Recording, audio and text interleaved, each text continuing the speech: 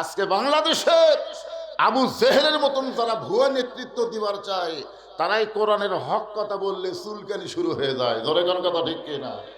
এই জন্য আমরা সবাই বলবো, আমরা তো স্বাধীনতার পরে, স্বাধীনতা কিসের স্বাধীনতা?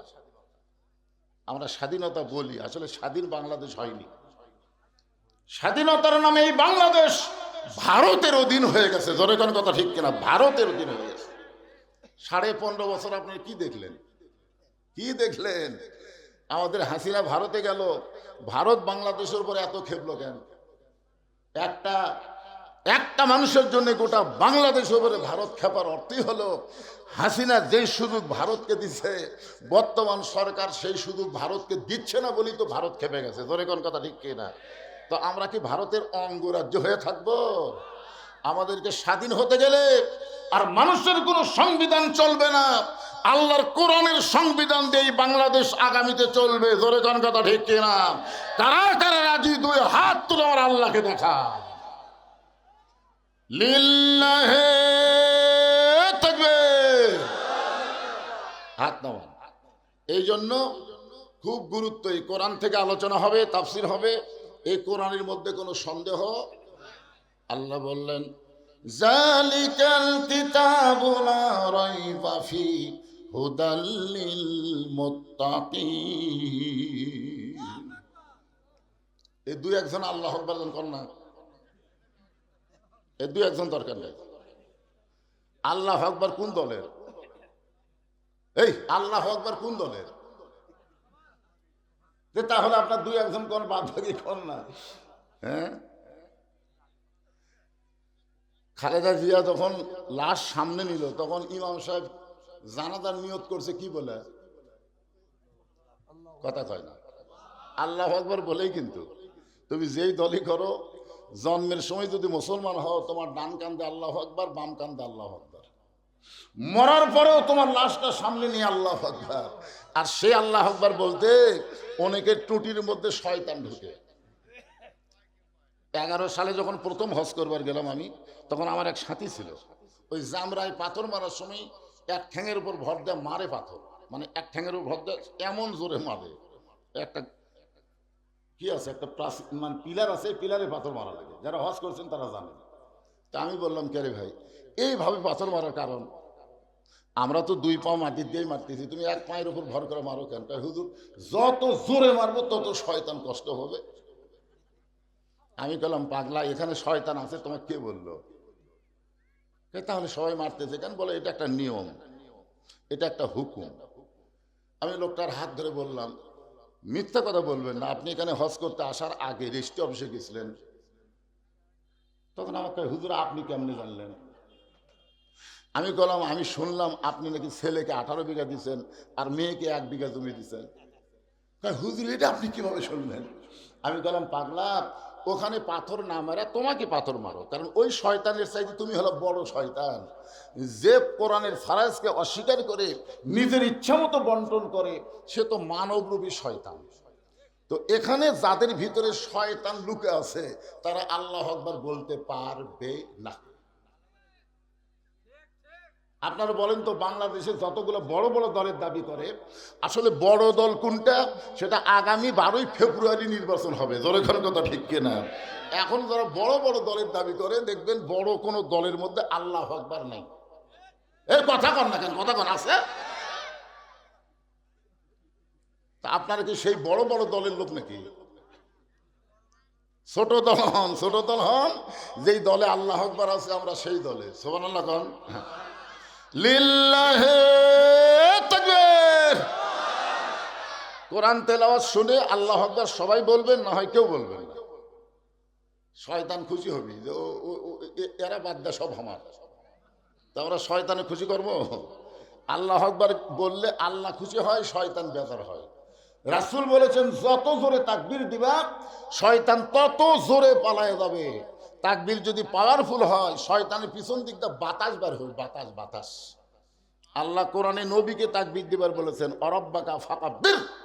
আল্লাহর নামে তাকবীর দেন। নবীকে যদি আল্লাহ তাকবীর দিবার কয়, আর নবীর উম্মত হয়ে তাকবীর বাদ দিয়ে বসে আছেন, যখন দেওয়া লাগবে রাজি আছেন? হ্যাঁ, এখন আসেন আল্লাহ কেন বললেন হুদাল্লিল মুত্তাকিন? মুত্তাকি বান্দা বান্দি যারা আল্লাহর কোরআন থেকে হেদাত পাবে, তারা পাইকারি হারে কোরআন থেকে সবাই হেদাত পাবে না। কোরআন থেকে হেদাত নিবার গেলে কি হওয়া লাগবে? হুদাল্লিল মুত্তাকিন। এই কথাটা বলেন না কেন? মুত্তাকি হওয়া লাগবে। জোরে কান, কি হওয়া লাগবে? মুত্তাকির এক নম্বর বৈশিষ্ট্য কি? মুত্তাকির এক নম্বর বৈশিষ্ট্য হলো আল্লাযীনা ইউমিনুনা বিল গায়ব, অদৃশ্যের প্রতি বিশ্বাস স্থাপন করা লাগবে। আমরা কোনোদিন আল্লাহ দেখছি? এ জোরে কান, দেখছি? দেখি নাই। অনেক মানুষ নামাজি আছে কিন্তু মুত্তাকি না। একটা দৃষ্টান্ত দেই।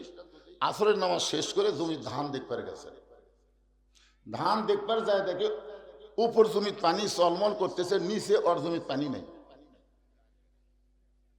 এই লোকটা কিন্তু আসরের নামাজ পড়ে ধান দেখবার গেছে, যা দেখে উপর জমির পানি চলমল করতেছে, নিচে ওর জমির পানি নাই। ওই লোকটা চারিদিকে তাকাছে, চারিদিকে এরকম তাকে দেখে কেউ নেই। আস্তে করে বসে বিসমিল্লাহ কয়ে জমির আল কাটছে। কি কয়ে? ও মনে করে বিসমিল্লাহ বললি সব হালাল।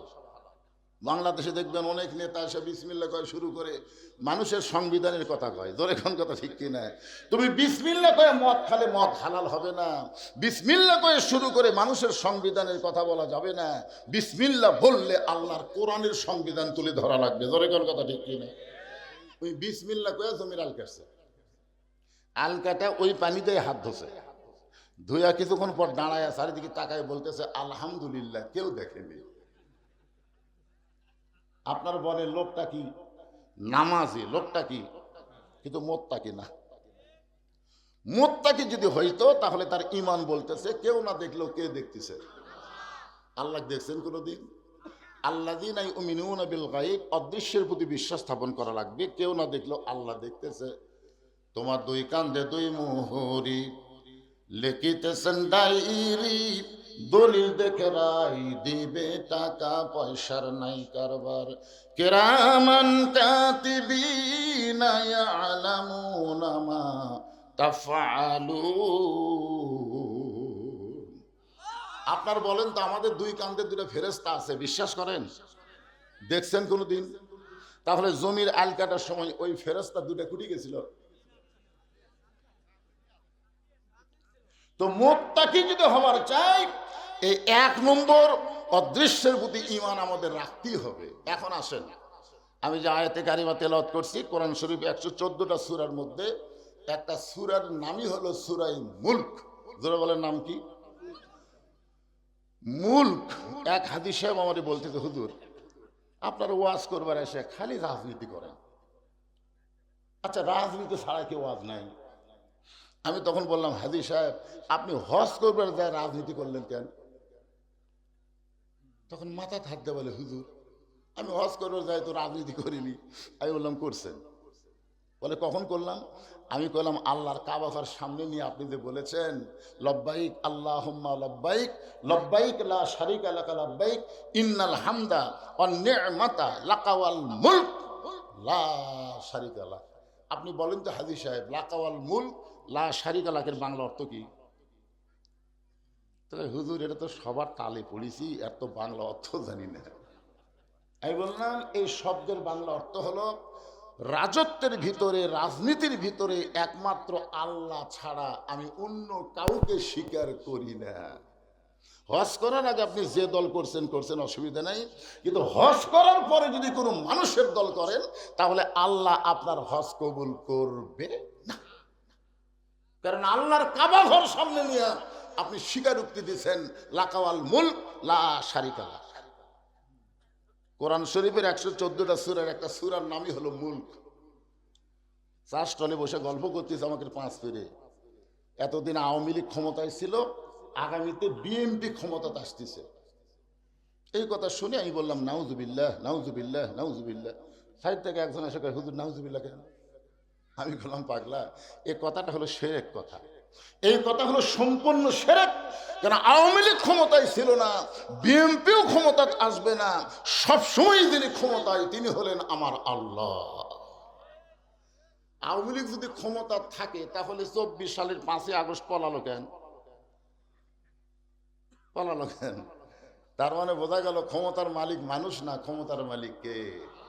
এই কারণে আল্লাহ বললেন, তাবারাকাল্লাযী বিয়াদিহিল মুলক ওয়া হুয়া আলা কুল্লি শাইইন কাদির। গোটা পৃথিবীর রাজত্ব, কর্তৃত্ব, মালিকানা কার হাতে? সাথে সাথে হুহা না করলে পাপ হবে। এটা কি আমার বাপের কথা বলতেছি না আল্লাহর কথা? তাহলে গোটা পৃথিবীর রাজত্ব, মালিকানা কার হাতে? সমস্ত ক্ষমতার মালিক কে? আওয়ামী লীগ ক্ষমতায় ছিল না, বিএনপি ক্ষমতায় আসবে না, সবসময় যিনি ক্ষমতায় থাকবেন তিনি কে? আল্লাহ মাঝে মধ্যে কাউকে ক্ষমতা দেয়।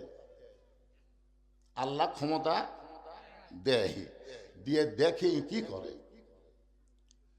ক্ষমতা পাইয়া যদি ভুলে যায় যে আমার উপর কেউ আছে, তাহলে বিপদ। আছে না নাই? দরকার আছে না নাই? হ্যাঁ, এই জন্য খুব খেয়াল করবেন। আল্লাহ বলতেছেন, জি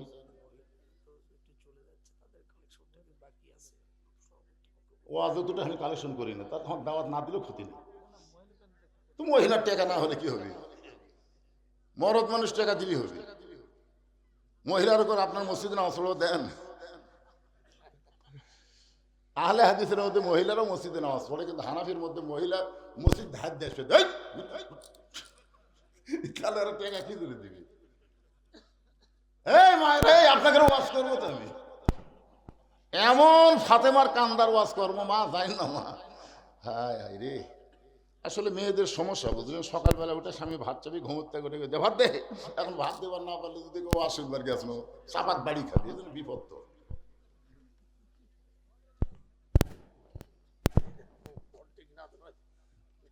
ঠিক আছে, আরে সামনে আরো চেয়ার ফাঁকা চলে, সামনে আসেন, পেছন থেকে সামনে আসেন।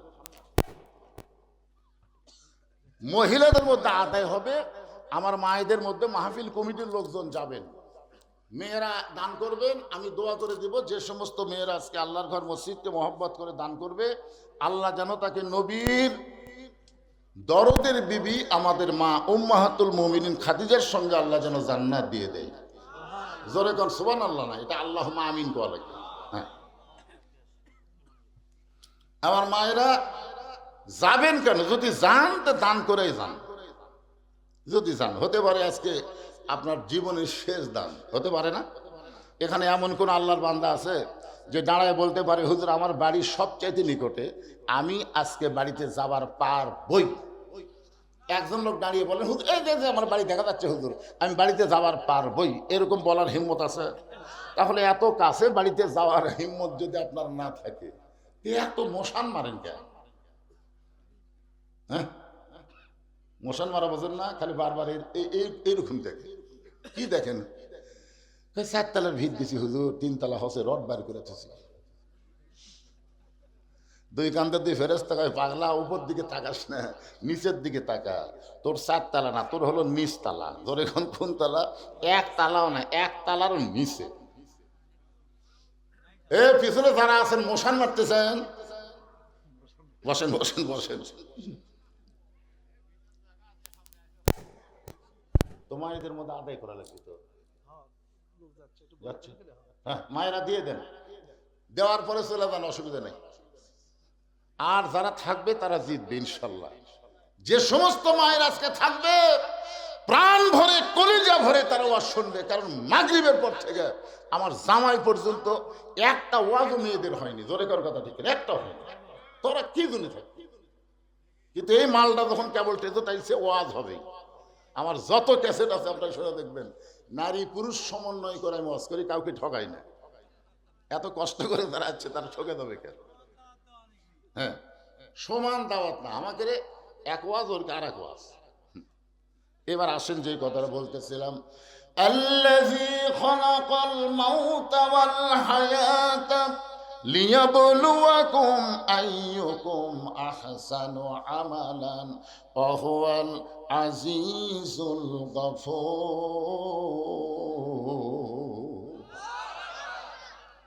এই মালটা কে? এটা এসে খাড়া হলো কে? এটা কে? কে?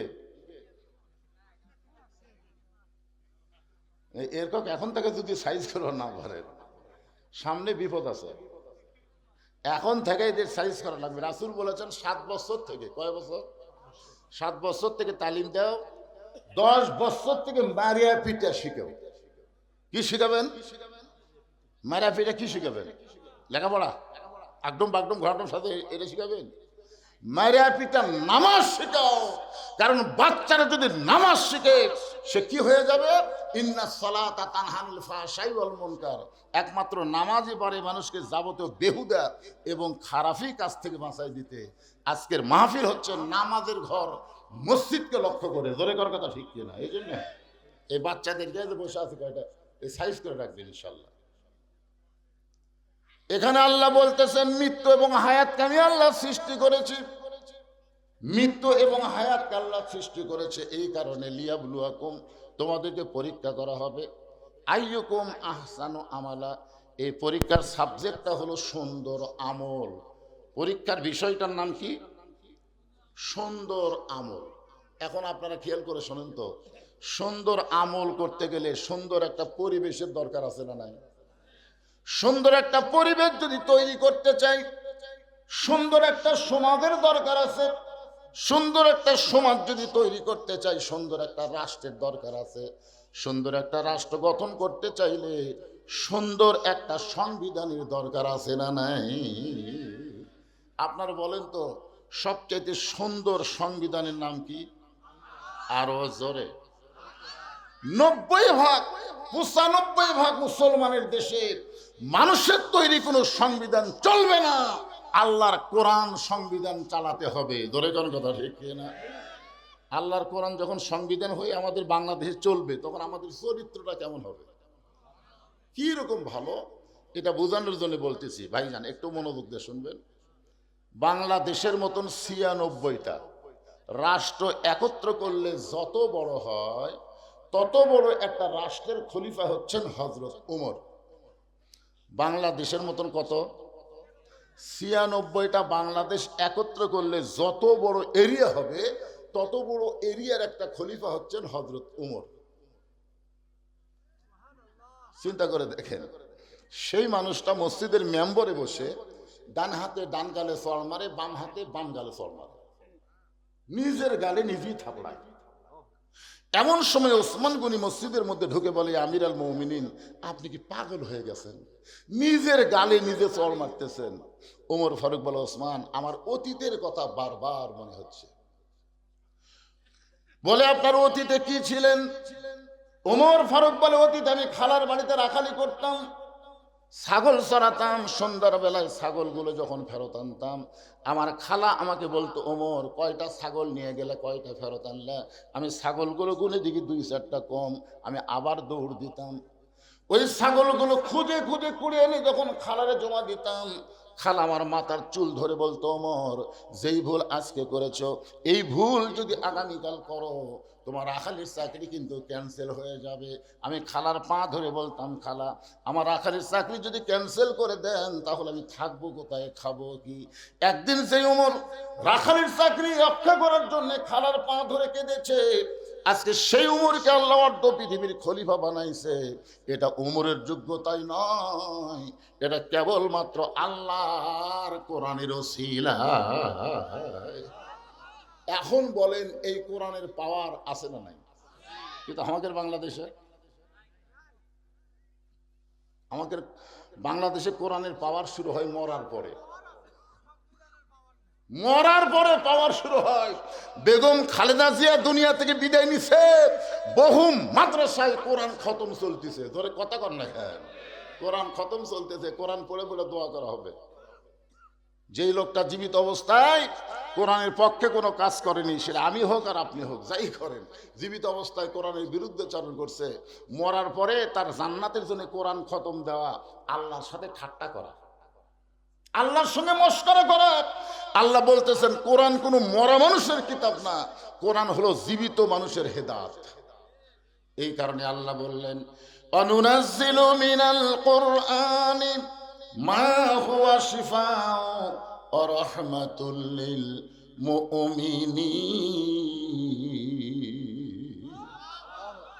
এর বাংলা একটা অর্থ আছে, আমি বলবো? আমি যেই বলবো আপনার সাথে সাথে স্লোগান দেবেন, সব সমস্যার সমাধান। এটা একটা হলো, বিশ্বাস করতেছেন না? এই দুটার কি হবে? এই তোর কি হবে রে? খোঁজ না দেখেন, আর হলো সিজার করা মাল। এই যেটি একটা বসে আছে, কিছুক্ষণ পর পর উটপুট উটপুট করতেছে। কারণ সিজার করা বাচ্চারা জন্মের আগে জন্ম নেয়, সেটা জানেন? 2 দিন পরে নর্মালে হতো, কিন্তু ওর মায়ের কারণে, কেন ওর মা অধৈর্য হওয়ার কারণে একটা পরপুরুষ ডাক্তারের কাছে গেছে। সেই পরপুরুষ ডাক্তার লাইড়িয়া ছেড়ে পেট কেটেছে। লাইড়িয়া ছেড়ে পেট কেটে দেখে বাচ্চার ঘুমই ভাঙেনি। 2 দিন পরে নর্মালে হতো। 2 দিন আগে টাকার লোভে পেট কাটছেন, কি করবি? ঘুম যে ভাঙেনি, বড় ডাক্তারের কাছে গেছে। ডাক্তার সাহেব, পেট তো কাটলাম, কিন্তু বাচ্চার তো ঘুম ভাঙেনি। ডাক্তার বলতেছে, টাকার লোভে পেট কাটছিস, আমি কি করবি? না না, বেঁচে আছে তো, কিন্তু ঘুম ভাঙেনি। তখন কয় পাও ধরে বের করে মাথার উপরে একটা ঘুরেন দে। তখন বাচ্চার পাও ধরে মাথার উপরে একটু একটা ঘুরেন দিলে বাচ্চা ঝাঁকি খায়। এখন কি করবি? ঘুম ভাঙে। এই যে কান্দে উঠলো, এই কান্দার কারণে আর মাথা এমন একটা ঝাঁকি খাচ্ছে, অস্থির হয়ে গেছে।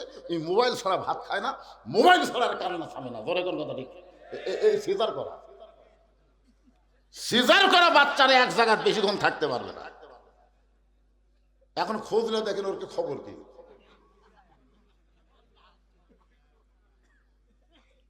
আমার তো বাচ্চা দরকার নাই, আমার বাচ্চার বাপ আর মায়ের দরকার। এই বাচ্চাকে শোনা লাগবে কেন? ঘুমাই দেন, একটু ঘুমাই দেন, একটু মনোযোগ দিয়ে শুনবেন। লিয়াবলুয়াকুম আইয়ুকুম আহসানু আমালান ওয়া হুয়াল আজিজুল গফুর। সূরা মুলকের 2 নম্বর আয়াতের তাফসীর চলতেছে।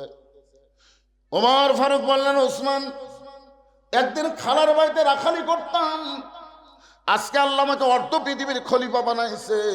এখানে ওমরের কোনো পাওয়ার না, সব পাওয়ার হলো আল্লাহর কোরআন।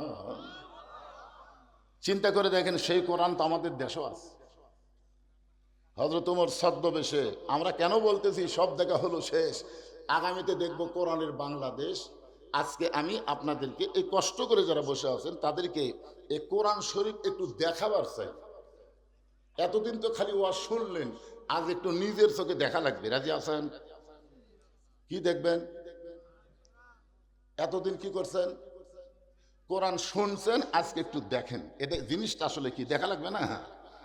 যদি 12ই ফেব্রুয়ারি কোরআনের দল, ইসলামী দল যদি পাশ করে, তাহলে কোরআন কি এই জিনিসটা আজকে আমি আপনাদের দেখাইতেছি। একটু মনোযোগ দিয়ে সবাই দেখার চেষ্টা করুন। অর্ধজাহানের খলিফা হযরত ওমর ছদ্মবেশে মদিনার অলি গলি ঘুরতেছেন। হঠাৎ হযরত ওমর দেখতে পাই 2 পাহাড়ের মাঝখানে একটা বিস্তীর্ণ মরুভূমি।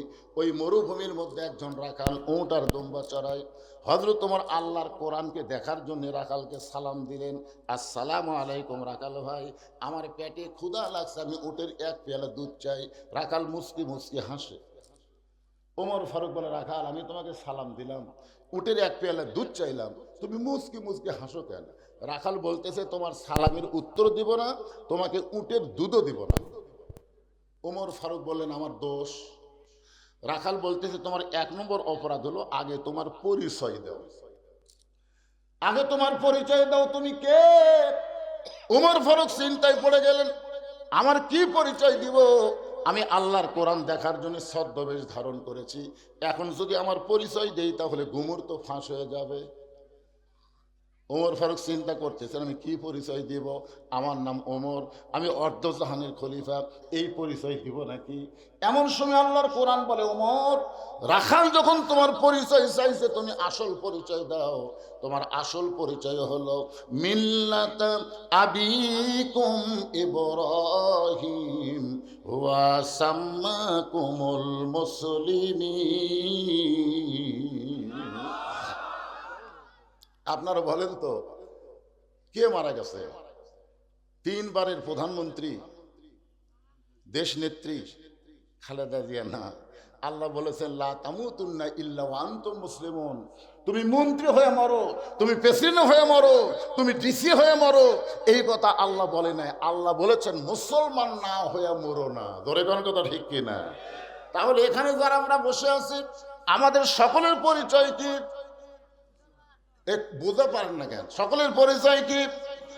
আরো জোরে সবাই বলেন। তাই বলবেন না, তাই মুনাফিক হয়ে যাবেন। এই জন্য সবাই বলেন পাপী হতে পারি। আমরা যে মুসলমান, এই ব্যাপারে সন্দেহ আছে নাকি? আমাদের পরিচয় কি? আরো জোরে কে রাখছে আমাদের পরিচয়? আল্লাহ না, আমাদের জাতির পিতা। মিল্লাতা আবিকুম ইব্রাহিম হুয়া সাম্মাকুমুল মুসলিমিন। ওমর ফারুক বলতেছে, রাখাল আমার পরিচয় যখন জানবার চাও, আমার পরিচয় হলো আমি একজন মুসলমান। রাখাল বলতেছে আসল না নকল? ওমর ফারুক চমকে উঠছে, কিন্তু মুসলমান তো মুসলমানই, এর মধ্যে আসল নকল কি? রাখাল বলতেছে আসল মুসলমান যারা হবে তারা চাওয়ার ব্যাপারে সতর্ক থাকবে। আসল মুসলমান জীবন যাবে, কিন্তু আল্লাহ ছাড়া অন্য কারো কাছে তারা চাবে না। আসল মুসলমান প্রয়োজন হলে ফাঁসির মঞ্চে যাবে, কিন্তু রাষ্ট্রপতির কাছে বাঁচার দরখাস্ত লিখবে না। কথা কন না কেন? আসল মুসলমান বোঝেন না? মতিউর রহমান নিজামীকে উকিল এসে বলতেন, স্যার আপনি একটা দলের আমির, আপনি যদি রাষ্ট্রপতির কাছে বাঁচার দরখাস্ত লেখেন, রাষ্ট্রপতি দয়া করে যদি আপনার দরখাস্ত কবুল করে, তাহলে আপনার ফাঁসি কার্যকর হবে না। নিজামী সাহেব মুচকি মুচকি হাসতেছে। উকিল বলে হাসেন কেন?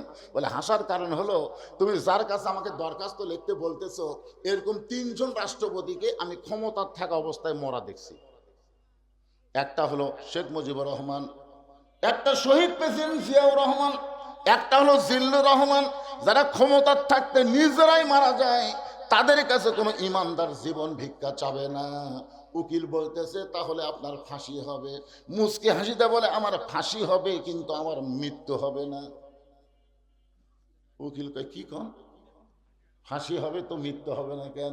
সঙ্গে সঙ্গে আল্লাহর কোরআন তেলাওয়াত করতেছেন, ওয়ালা তাকুলু লিমান ইউকতালু ফি সাবিলিল্লাহি আমওয়াতুন বাল আহইয়াউ ওয়ালাকিন লা তাশউরুন। আল্লাহ রাস্তায় যাদেরকে অন্যায়ভাবে হত্যা করা হয়, আল্লাহ রাস্তায় যাদেরকে ফাঁসি দেওয়া হয়, তাদেরকে তোমরা মৃত্যু বলো না, আমি আল্লাহ বলতেছি তারা জীবিত। আপনারা বলেন তো শহীদ প্রেসিডেন্ট জিয়াউর রহমান মারা গেছে না জীবিত আছে? মারা যায়নি, মারা যায় নাই। শহীদ প্রেসিডেন্ট জিয়াউর রহমান কিয়ামত পর্যন্ত বাংলাদেশের মানুষের অন্তরে অন্তরে থাকবে। জোরে কোন কথা ঠিক কিনা? তাকে হত্যা করা হয়েছে, তাকে হত্যা করার পরে তার ব্রিফকেস খুঁজে পাওয়া গেল, জায়নামাজ আর আল্লাহর কোরআন। এই কয়েকদিন আগে যাকে হত্যা করা হলো, আকাশেতে লক্ষ তারা, একটা চাঁদের আলো, 1000 কোটি মানুষের চাইতে একজন ওসমান হাদি ভালো। আপনার বলেন তো ওসমান হাদি মরছে? আমার গ্রামে এই কয়েকদিনের মধ্যে 2টা ছেলে আছে, 2 জনের নাম থেকে ওসমান হাদি। দুধের নামে উত্তর পাড়াতে একটা, দক্ষিণ পাড়াতে একটা, 2টাই ওসমান হাদি। আমি কইলাম কে রে, এ কি পাইলো? তার ভাইরা বুঝাই দিল যে আল্লাহ রাস্তায় যাদেরকে হত্যা করা হয়, ওসমান হাদির প্রত্যেকটা ভিডিও দেখবেন, ও কিন্তু কার বিরুদ্ধে সবসময় কথা বলছে? বাংলাদেশের অধিপত্যের পক্ষে, বাংলাদেশকে যারা হরণ করতে চায়, ইনসাফ ভিত্তিক কথা বলেছে। জোরে কর কথা ঠিক কিনা? যার কারণে তাকে হত্যা করা হলে একটু মনোযোগ দিয়ে শুনবেন। রাখাল বলতেছে পথিক, ওমর ফারুক তার চিনে না, বলতেছে পথিক তুমি যে আসল মুসলমান হও, তাহলে তুমি দুধ চাইছো কার কাছে? ওমর ফারুকের চোখ দিয়ে পানি পড়তেছে। আল্লাহ তোমার কোরআন যখন দুনিয়াতে চালু থাকবে, উমর যদি ভুল করে, একটা রাখাল পর্যন্ত তার ভুল ধরবার পারবে। জোরে খান না সুবহানাল্লাহ। ওমর ফারুক বলে রাখাল রে, আসলে চাওয়ার ব্যাপার আমার ভুল হয়ে গেছে। রাখাল বলতে ভুলটা যখন স্বীকার করছো, তাহলে আল্লাহ তোমাকে তওবা করার সুযোগ দিছে। সুবহানাল্লাহ খান না কেন? ভুল স্বীকার করলে তওবা আছে না নাই? আমার বড় ভাই আওয়ামী লীগ করে। 5ই আগস্টে যখন হাসিনা পলে গেল, তখন আমার বড় ভাই দিকে আমার মাদ্রাসার মসজিদ যাচ্ছে, আমি আবার সিসি ক্যামেরা দেখবার ফেলেন। মাঝে মধ্যে আমার বড় ভাই কিন্তু আমাকে বলতো, একটু তিরস্কার করে বলতো, হুজুর যে কোনো সময় কিন্তু ধরা পড়বে। তা আমি আমার ভাইকে বললাম, ভাই আপনি কিসের ধরার ভয় দেখান? তখন এই পুলিশ ধরবি রে, র্যাব ধরবি। আমার ভাইয়ের হাত বুকের মধ্যে নিয়ে বললাম, ভাইজান যে কোনো সময় কিন্তু আপনিও ধরা পড়বেন। তো আমাকে বলতে আমি সরকারি দল করি রে। আমি বললাম, আপনি আমার পুলিশ ধরার কথা কন, আর আমি আপনাকে আজরাইল ধরার কথা বলতেছি। ওরে বাবা রে, চমকে উঠলেন কে? পুলিশ ধরলে তাও ছাড়বি রে, কিন্তু আজরাইল ধরলে কিন্তু ছাড়বি না, কথা কর না। তা আমি আস্তে করে নামে এসে দেখলাম আমার ভাই মসজিদের মধ্যে নামাজ পড়তেছে। আমি বললাম, ভাই খবর কি? ভাই আমার তওবা করা। আমি বললাম, কেন? বলে যেই দলের মেম্বার তাকে প্রধানমন্ত্রী বলে যায়, এই দল আমি আর নাই। আমি বললাম, ভুলটা তখন বুঝবার পারছেন, তাহলে আপনাকে আল্লাহ তওবা করার সুযোগ দিছে। সুবহানাল্লাহ কন না কেন? কি যারা ভুল বুঝবে তাদের আল্লাহ তওবা করার সুযোগ আছে না নাই? রাখাল বলতে তো ভুলটা যখন স্বীকার করছেন, তাহলে আল্লাহ আপনাকে তওবা করার সুযোগ দিল। ওমর ফারুক বলে, রাখাল তাহলে আমি তওবা করতেছি। রাখাল বলে, আপনি মূর্খ মানুষ, আপনি তওবা কেমনে করবেন? আমি তওবা করাই, আপনি আমার সঙ্গে তওবা পড়েন। ওমর ফারুক বলে, রাখাল আমার মধ্যে মূর্খামির কি দেখলা? রাখাল বলতেছে, চাওয়ার ব্যাপারে যারা সতর্ক থাকে না তারা হলো সব চাইতে বড় মূর্খ। সুবহানাল্লাহ কন না কেন? ওমর ফারুক বলে, রাখাল আসলেই আমি মূর্খ, তাহলে তুমি আমাকে তওবা পড়ায় দাও। এবার রাখাল হযরত ওমরকে তওবা পড়াচ্ছেন। যারা এখনো মাগরিব এশার নামাজ না পড়া ওয়াজ শুনতেছেন, এখনো যারা মাগরিব এশার নামাজ না পড়ে ওয়াজ শুনতেছেন, আপনার ফজর পর্যন্ত বাঁচবেন তার গ্যারান্টি আছে? এখান থেকে বাড়ি যাওয়ারই গ্যারান্টি নেই। তাহলে আপনি ইচ্ছা করে মাগরিব আর এশা বাদ দিয়ে ওয়াজ শুনতেছেন। আমি সবাইকে কিন্তু বলতেছি না, যারা পড়েনি তার খুব বলতেছি। কে ভাই? তাহলে এই মুহূর্তে তওবা করার দরকার আছে না নাই? তওবা করেন, আল্লাহ ফজর থেকে আর নামাজ বাদ দিব না। আল্লাহ বলে, যত নামাজ না পড়ার পাপ হয়েছে, এই তওবা করার সঙ্গে সঙ্গে আমি আল্লাহ তোমাকে মাফ করে দিলাম। এখন সবাই আমার সঙ্গে যারা পড়েছি, এখন অনেকে বলতে আমরা তো মাগরিব এশা পড়ছি হুজুর, যেভাবে পড়া দরকার হয়তো সেভাবে পড়তে পারি না। এদের সকলে মিলে আমরা একটু তওবা করব। পিছনে যারা দাঁড়িয়ে আছেন বসেন ভাই, তওবার সময় বসা ভালো।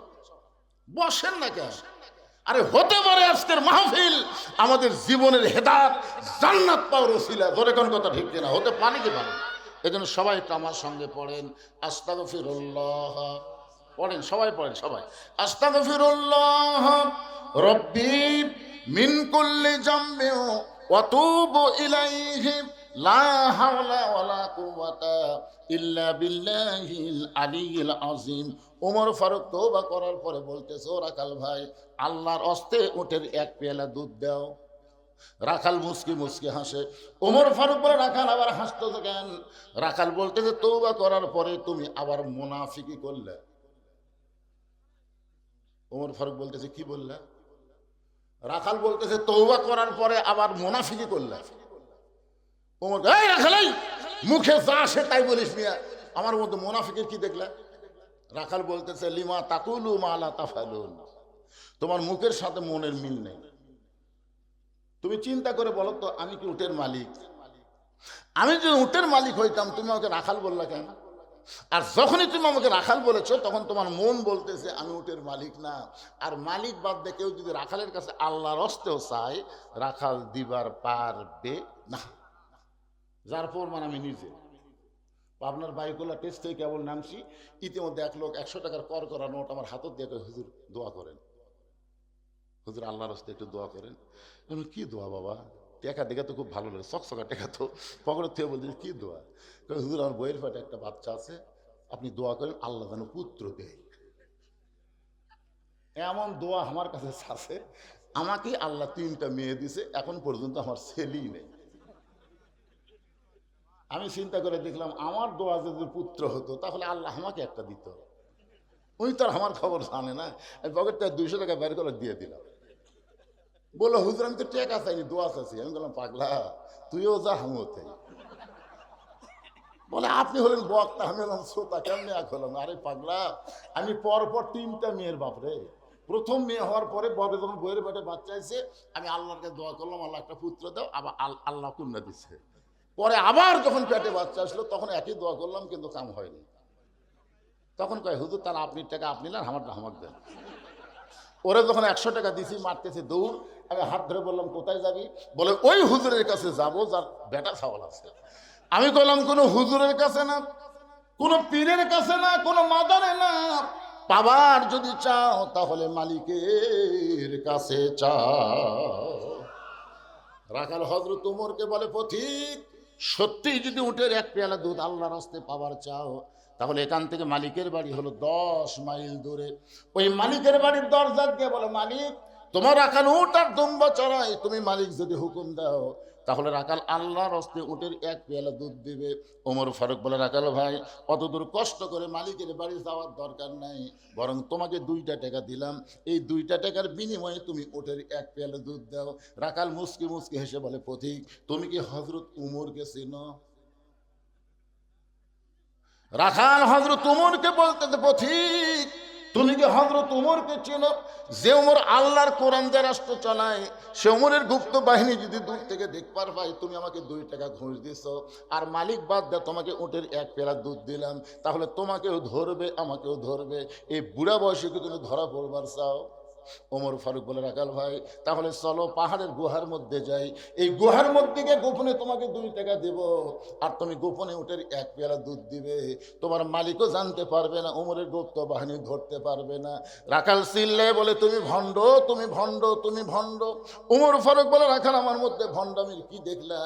রাখাল বলে, পথিক পাহাড়ের গুহার মধ্যে দেওয়া না করলে ওমরের গুপ্ত বাহিনী দেখতে পাবে না, আমার মালিক জানতে পারবে না, কিন্তু রাখালের আল্লাহ সব দেখতে পায়। ওমর ফারুক 1 দৌড় পাহাড়ের পাদদেশে গিয়ে 2 রাকাত সালাতুল শুকর নামাজ পড়ে বলতেছে, আল্লাহ তোমার কোরআন এত সুন্দর, তোমার কোরআন যখন দুনিয়াতে চালু থাকবে তখন কেউ না দেখলো আল্লাহ দেখতেছে, এই বিশ্বাস প্রত্যেকটা মুসলমানের কলিজার মধ্যে থাকবে। কেউ না দেখলো দেখতেছে কে? আল্লাহ। আমি এতক্ষণ রাখাল দেখিনি আল্লাহ, আমি রাখালের মধ্যে তোমার কোরআন শরীফ দেখতে পাইছি আল্লাহ। আসলে কোরআন তো কাগজে লেখা কিতাব না, কোরআন হলো বাস্তব, যখন কোরআন অনুযায়ী মানুষ চলবে। আল্লাহ তোমার কোরআন এত সুন্দর। এই বলে ওমর যখন কাঁদতেছে, পিছনে রাখাল এসে বলতেছে, পথিক কান্দে লাভ নাই, তুমি যতই কান্দো তোমাকে উটের দুধ আমি দিবার পারলাম না।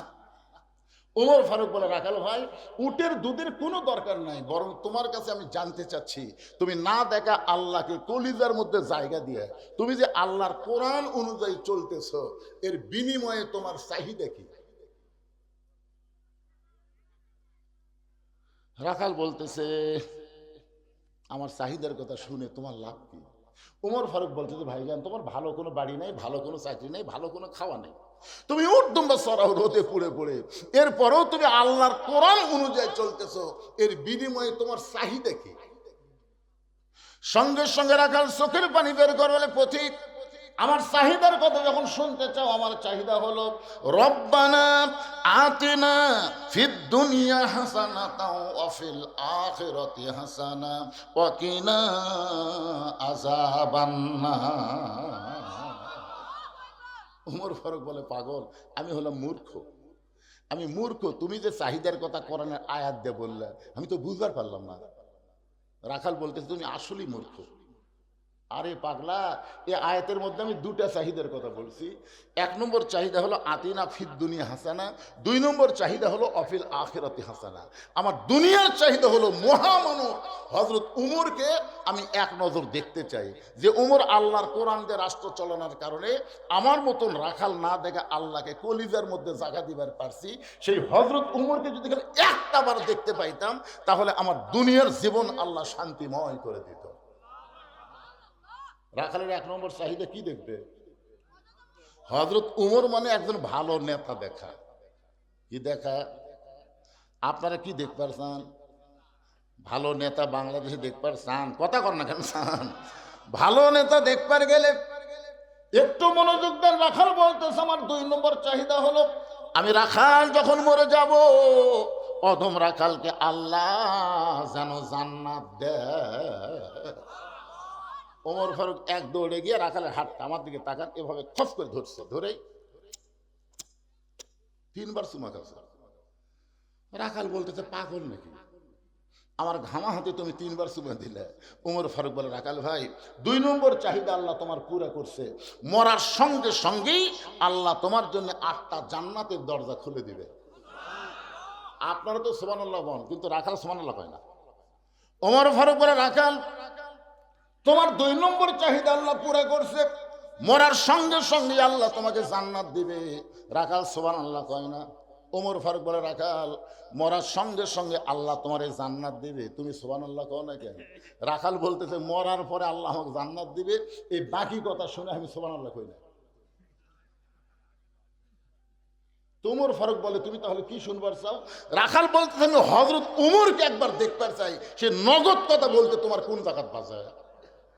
মরে গেলে জান্নাত এ কথা সবাই বলবার পারে, কারণ মরে গেলে জান্নাত এটা নগদ না বাকি। কিন্তু হযরত ওমরকে এক নজর দেখতে পাবো, এই নগদ কথা বলতে তোমার কোন জায়গায় বাজে।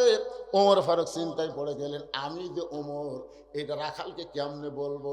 যে রাখাল আমাকে তওবা পড়াইছে, যে রাখাল আমাকে ভণ্ড কইছে, যে রাখাল আমাকে মুনাফিক কইছে, এখন যদি বলি আমি ওমর, বলাও সারা, রাখাল হাত ফেল করে মরাও সারা। এ জায়গার কোনো গল্প চলবি না বাবা। কি সাউন্ড ঠিকই আছে? একটু কান ফেলে শোনেন, মনোযোগ দিয়ে শোনেন, বুঝলেন? মনোযোগ না দিলে তো খুব খেয়াল করবেন। যে রাখাল হযরত ওমরকে তওবা পড়াইছে, ধরে কান কি পড়াইছে? যে রাখাল হযরত ওমরকে মুনাফিক কইছে, যে রাখাল হযরত ওমরকে ভণ্ড কইছে, এখন যদি বলি আমি ওমর, বলাও সারা, রাখাল হাত ফেল করে মরাও সারা। ওমর ফারুক যে রাস্তা দিয়ে যায়, ওই রাস্তা দিয়ে শয়তান কয়দিন যায় না? ওমর ফারুকের চেহারার মধ্যে ভয় আছে না নাই? শয়তান দেখলে পালায়া যায়। এখন যদি বলে রাখাল আমি ওমর, বলাও সারা, রাখাল হাত ফেল করে মরাও সারা। ওমর ফারুক চিন্তায় পড়ে গেলেন, আমি কি করব? এমন সময় আল্লাহর কোরআন বলতেছেন, উদউ ইলা সাবিলি রাব্বিকা বিল হিকমাহ। ওমর, ডাইরেক্ট যদি বলবার না পারো, তাহলে তুমি হিকমত অবলম্বন করো। ওমর ফারুক বলে, রাখাল ভাই সত্যি যদি ওমরকে দেখবার চাও, তাহলে তোমাকে ফজরের নামাজ সামনে কাতারে আদায় করা লাগবে। ফজর যদি সামনে কাতারে আদায় করতে পারো, মেহরাবের দিকে লক্ষ্য করে দেখবে, যেই মানুষটা ইমামতি করতেছে, ওই মানুষটি হলেন হযরত ওমর। আল্লাহর কোরআন দিয়ে যখন বাংলাদেশ চলবে, তখন প্রত্যেকটা এমপিকে ওই এলাকার বড় মসজিদের ইমামতি করার যোগ্যতা থাকা লাগবে। কি যিনি তিনি নেতা হতে পারবেন না ভাইজান। এই জন্য সবাই তো চায় না কোরআন দিয়ে বাংলাদেশ চলুক, কারণ কোরআন দিয়ে যখন শাসন চলবে, কোরআন দিয়ে যখন বাংলাদেশ চলবে, যিনি তিনি এমপি হতে পারবেন না। এমপি হওয়ার আগে ইমামতি করার যোগ্যতা থাকা লাগবে। আমার কথা কি বুঝতে পারছেন? ওমর ফারুক কি বলতেছে, রাখাল সত্যি যদি ওমরকে দেখতে চাও, তাহলে তুমি কুঠি যাও, সংসদ ভবন যাও, গণভবন যাও। এ কথা বলে নাই, বলেছে ফজরের নামাজ সামনে কাতারে আদায় করবা। ফজর যখন সামনে কাতারে আদায় করবা, মেহরাবের দিকে লক্ষ্য করে দেখবা, যেই মানুষটা ইমামতি করতেছে, ওই মানুষটি হলেন হযরত ওমর। রাখাল ছোট বাচ্চার মতন কান্দে। ওমর ফারুক বলে, রাখাল কান্দো কেন? বলে, কান্দার কারণ হলো আমি বারান্দাত নামাজ পড়ি, আমি মসজিদের ভিতরে কোনোদিন ঢোকার সাহস পাই না। মসজিদের মধ্যে দামি দামি সাহাবি, ওই দামি দামি সাহাবির মধ্যে আমি রাখাল কেমনে যাই? ওমর ফারুক চোখের পানি বের করে বলতে, রাখাল ভাই তুমি বারান্দায় নামাজ পড়ো, তুমি কম দামি, আর মসজিদের মধ্যে নামাজ পড়ে এরা বেশি দামি। এই উল্টা কথা তোমাকে বুঝালো কে?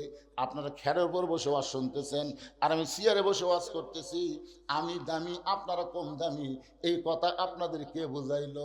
হাসরের ময়দানে হয়তো দেখা যাবে অনেক বক্তাকে আল্লাহ তক্তা বানায় জাহান্নাম দিবে, আবার অনেক শ্রোতাকে আল্লাহ বিনা হিসাবে জান্নাত দিয়ে দিবে। তাহলে এখানে দামি আর কম দামি, তুমি বারান্দায় নামাজ পড়ো, তুমি কম দামি, আর ভিতরে যারা নামাজ পড়ে এরা বেশি দামি, এই কথা তোমার কে বুঝাইলো? বরং আল্লাহ কোরআনে বলেছেন, ইন্না আকরামাকুম ইনদাল্লাহি আতকাকুম, ওই ব্যক্তি সবচাইতে দামি হয় যার কলিজার ভিতরে আল্লাহর বেশি ভয়। সত্যিই যদি ওমরকে দেখতে চাও তাহলে ফজরের নামাজ সামনে কাতারে আদায় করা লাগবে। এখন কি করবা কও? রাখাল বলতেছে, তাহলে আজকে ঈশার নামাজ পড়ে বাড়ি যাব না। ওমর ফারুক বললেন, কেন? রাখাল বলে, এশা পড়ে যদি বাড়িতে যাই আর ফজর যদি সামনে কাতারে না পাই, এই জন্যই এশা থেকেই ফজর সামনে কাতারে ধরার চেষ্টা করা লাগবে। ওমর ফারুক বললেন, রাখাল তুমি বলো তো, 5 ওয়াক্ত নামাজের মধ্যে 3 ওয়াক্ত তাড়াতাড়ি, আসর, মাগরিব, এশা, কিন্তু এশা থেকে ফজর অনেক সময়, আবার ফজর থেকে জোহর অনেক সময়, এই 2 নামাজের বেশি সময় হওয়ার কারণ কি? রাখাল বলতেছে, আমি তো জানি না। ওমর ফারুক বললেন, তাহলে শোনো, ফজর থেকে জোহর আল্লাহ লম্বা সময় দেওয়ার কারণ হলো এই সময় ব্যবসা বাণিজ্য করবে, খেতে খামারে কাজকাম করবে, চাকরি বাকরি করবে, এইগুলো করতে গিয়ে তোমার দেহের যে ক্ষয় হবে। এশা থেকে ফজর আল্লাহ লম্বা সময় দিছে, এই লম্বা সময়ের মধ্যে তুমি ঘুম পারলে আল্লাহ তাআলা তোমার এই দেহের ক্ষয়টা এই ঘুমের মধ্যে আল্লাহ পুরো করে দিবে। তাহলে এশা থেকে ফজর তুমি যে সামনে কাতার ধরবার চাচ্ছা, যদি ঘুম ধরে। রাখাল বলতে, ঘুম যদি ধরে তাহলে মসজিদের মধ্যেই ঘুমিয়ে যাবো। যেই বলছে মসজিদের মধ্যে ঘুমাবো, উমর ফারুকের চেহারা রক্তের মতন লাল হয়ে গেছে। এই রাখাল, এই মসজিদের মধ্যে ঘুম পাড়ার দলিল দে। তুই যে মসজিদে ঘুম পাড়বি তার একটা দলিল থাকা লাগবে না? আরে ঘুম পাড়ার তো দলিল কথা। ওরা সবাই নামাজ পড়ে বেড়ে গেছে, এরা 3 জন 4 ফ্যান দিয়ে গল্প করতেছে। 1-1 ঘন্টা হয়ে এরকে গল্প বন্ধ হয় না। তো ফেরেশতারা বলতেছে, আল্লাহ সবাই নামাজ পড়ে বাড়িতে গেল, এরা 3 মুসল্লি 4 ফ্যান দিয়ে গল্প করতেছে, কি রেজাল্ট কি? আল্লাহ বলতেছে, গল্প করার সময় এদের মাথার উপর যতক্ষণ ফ্যান ঘুরিছে, এই ফ্যানের কারেন্টের বিল এই 3 জন আলাদাভাবে না দেওয়া পর্যন্ত জান্নাতে যাওয়ার পারবে না। কারণ মসজিদ ওর বাপের ঘর না, ইচ্ছা মতো ফ্যান ঘুরাবি। জোরে কথা কর না কেন ভাই, কথা কর না কেন? কি ছোটবেলা দেখছে, ছোটবেলায় আমি দেখছি কোনো লোক যদি কাঁচা পেঁয়াজ খায়, আগে তো পান্তা ভাত বেশি খাচ্ছিল, দুপুরে তো চাউলের দাম বেশি, পান্তা খাইয়া বুঝলেন ওই জগন্নাথ পড়ার কাছে ওর মুখ দেখালে পেঁয়াজের গন্ধ বাড়াচ্ছে। মানুষ নামাজ পড়তে পড়তে, এই তুই জানিস না কাঁচা পেঁয়াজ কাঁচা রসুন খেয়ে মসজিদে আসলে ফেরেশতারা কষ্ট পায়। এই জন্য আগে কেউ কাঁচা পেঁয়াজ কাঁচা রসুন খেয়ে মসজিদে যায়নি, কি বলতেছেন? কিন্তু এখন থেকে মসজিদের মধ্যেই পেঁয়াজ কাটে মুড়ি মাখতেছে। হ্যাঁ, মসজিদের মধ্যে খুচখুচ করে পেঁয়াজ কাটতেছে। আগে পেঁয়াজ খাইয়াই যায়নি, এখন পেঁয়াজই করতেছে, মানে মসজিদের বাপের রান্নাঘর। এ কথা কর না কেন? আর মসজিদের সবচাইতে খারাপ পরিবেশ করলো এই সিয়ার পার্টিরা। ধর এখন কি পার্টি? সিয়ার পার্টি। এই সিয়ার পার্টিরা। আপনি বলেন তো, বাড়িতে নামাজ পড়লে কয় গুণ সওয়াব? কয় গুণ? 1 গুণ। আর মসজিদে নামাজ পড়লে 27 গুণ। কি একলা একলা পড়লে দিবি না জামাত করে পড়া লাগবে? তো জামাত করে পড়বার গেলে কাতার হেঁকা মেকা করে পড়লে হবে না কাতার সোজা করে পড়া লাগবে? কাতার সোজা করার নিয়ম হলো পায়ের গোড়ালির সঙ্গে গোড়ালি মিল করে কাতার সোজা করা লাগবে। আল্লাহ রাসূল যতক্ষণ পর্যন্ত কাতার সোজা না হয়েছে ততক্ষণ রাসূল ইমামতি শুরু করেনি। এখন আপনার কাতারের মধ্যে যদি একটা চেয়ার থাকে, তাহলে বলেন তো, যেই লোকটা চেয়ারে বসলো তার বার গোড়ালির সঙ্গে আপনার গোড়ালি মিল খেলো, তাহলে 27 গুণ সওয়াব কি আপনার চান না? 27 গুণ সওয়াব যদি চান তাহলে আপনার কাতার থেকে চেয়ারটা টুস করে পিছনের কাতারে দেন। পিছনের কাতারের লোকেরা যদি 27 গুণ সওয়াব পায়, তাহলে আস্তে করে চেয়ারটা 3য় কাতারে দেন। 3য় কাতারের লোক যদি 27 গুণ সওয়াব পায়, আসলকে চেয়ারটা 4র্থ কাতারে দেন। এক সময় 27 গুণ সওয়াবের আশায় একটা চেয়ারও মসজিদের মধ্যে থাকবি না, সব চেয়ার বারান্দার যাবি। জোরে কর, কথা কর না কেন ভাইজান?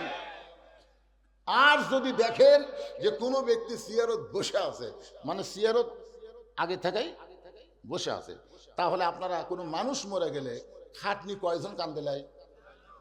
মনে করবেন যে লোকটা চেয়ারত বসে আছে ওই মরে গেছে, মনে করবেন ওই মরে গেছে, খাটনি লাশ মনে করে 4-5 জন ধরে আস্তে করে বারান্দা থেকে আসবেন। কারণ নামাজের ভিতরে বাহিরে যে 13টা ফরজ আছে, তার মধ্যে একটা ফরজ হলো দাঁড়িয়ে নামাজ পড়া। বসে থেকে নামাজ শুরু করা যাবে না। জামাতে নামাজ পড়লে দাঁড়িয়ে নামাজ পড়া লাগবে। হুকুম কার? এ জোরে বলেন, হুকুম কার? আল্লাহ কোরআনে ডাইরেক্ট বলেছেন, কুমু লিল্লাহি কানিতিন, দাঁড়াও দাঁড়াও, আনুগত্য নিয়ে আল্লাহর জন্য দাঁড়াও। তুমি হেঁটে হেঁটে মসজিদে এসে তুমি চেয়ারে বসে ভাগটা শুরু করছো। তোমাকে যদি শান করে মসজিদে আনতো সেটা ভিন্ন কথা। তুমি বাজার করে হেঁটে হেঁটে 10 কেজি ব্যাগলে গোটা এলাকা ঘুরে ঘুরে বাজার করতেছে, আর মসজিদে আমার চেয়ার কুটি রে, আর চেয়ার কুটি রে। শোনেন, যেই লোকটা চেয়ারে নামাজ পড়বে, দাঁড়ায় নামাজ পড়তে পারবে না, সে বাড়িতে নামাজ পড়বে, কারণ তার জামাতে নামাজ পড়া দরকার নাই। লা ইউকাল্লিফুল্লাহু নাফসান ইল্লা উসআহা। আল্লাহ কোরআনে বলেছেন তোমার কষ্ট হবে এমন কিছু আমি আল্লাহ তোমাকে দেই নাই। যদি দাঁড়াবার না পারো বসে নামাজ পড়ো, বসাও যদি না পারো শুয়ে থাকা নামাজ পড়ো, শুয়ে থাকাও যদি না পারো ইশারার দ্বারা পড়ো। যতক্ষণ তুমি দাঁড়ায় নামাজ পড়তে পারবা ততক্ষণ জামাতে পড়বা, আর যতক্ষণ দাঁড়াবার পারবা না ততক্ষণ তুমি একা একা নামাজ পড়বা, তোমার জামাতে নামাজ পড়া দরকার নাই। আমার কথা কি বুঝবার পারলেন? ওমর ফারুক বলে রাখাল, আজানের গুরুত্ব দিও। 5 ওয়াক্ত নামাজের মধ্যে সবচাইতে গুরুত্বপূর্ণ আজান হলো কোন নামাজের আজান? রে যুবক ছেলেরে কথা বলো নাকি বাবা? একটা পর্যন্ত মোবাইলের ফেসবুক চালাও। ফজরের আজানের মধ্যে একই শব্দ অন্য আজানে নাই, বেশিবার বলে 2 বার। একই শব্দ যেটা অন্য আজানে নাই ফজরের আজানে মুয়াজ্জিন বলে। এই শব্দ তোমাদের জানা আছে? কি শব্দ? আপনি যুবক তাই আমি এই ফেসবুক আলা করে বলতেছি, কথা কর না কেন? যুবক শোনো, বুড়া বয়সে নামাজ ধরে কোনো লাভ হবে না। নামাজ হচ্ছে কয়টা ঘুরতেছে, দেখছেন দেখছেন দেখছেন।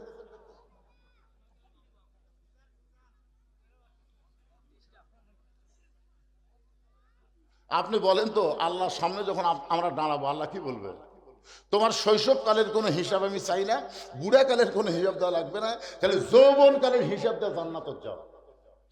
নামাজ হচ্ছে সরকারি চাকরির মতন ইবাদত। সরকারি চাকরি যেমন সব বয়সে হয় না, নামাজও কিন্তু সব বয়সে হবে না। সরকারি চাকরি 60 বছর করলে তারপরে সরকার কি দেয়? পেনশন দিয়ে দেয়, বসে থাকা খা। 60 বছর পর্যন্ত যারা জামাতে নামাজ পড়বে, বুড়া বয়সে যদি জামাত পড়বার নাও পারে, আল্লাহ পেনশনে তাকে পুরো সওয়াব দিয়ে দিবে। ধরে কোন সুবহানাল্লাহ। এই জন্য ভাইজান, সব ইবাদতের মধ্যে নামাজ হলো গুরুত্বপূর্ণ।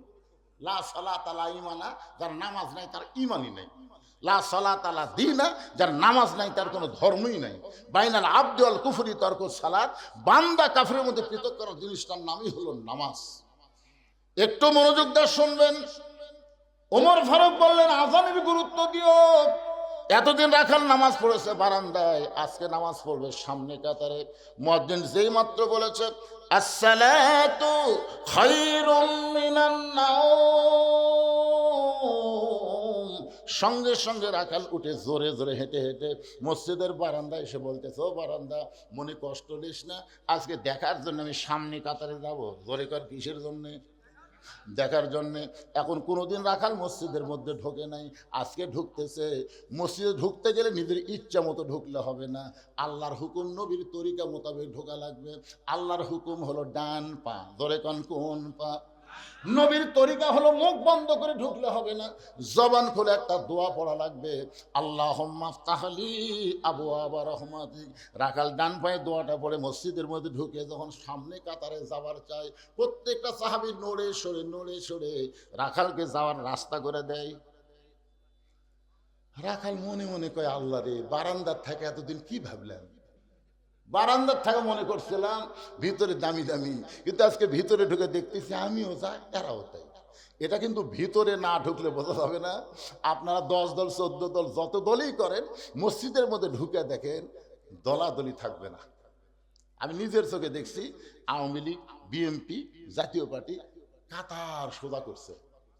কি সোজা করছে? 3 দল মিলে কাতার সোজা করছে। এখন কাতার সোজা করে দেখে হুজুর নেই। কি নাই? কে রে, আমরা তো 3 দল কাতার সোজা করলো রে, কিন্তু সামনে কে যাবি রে? ওরা খুব তাকাতাকি করে দেখে পিছনে একটা জামাত ইসলাম খাড়া হয়ে আছে। কে খাড়া হয়ে আছে? জামাত ইসলাম হুজুর। তখন আওয়ামী লীগের নেতা বলতেছে, হুজুর পিছনে কে, সামনে যান, সামনে যান হুজুর। তখন বলতেছে, ভাই রে, আপনারা তো একজন স্বাধীনতার স্থপতি, একজন স্বাধীনতার ঘোষক, আর একটা চাচার দল যে হারে কাতার সোজা করলেন, আমি তো যুদ্ধ অপরাধী ভাই,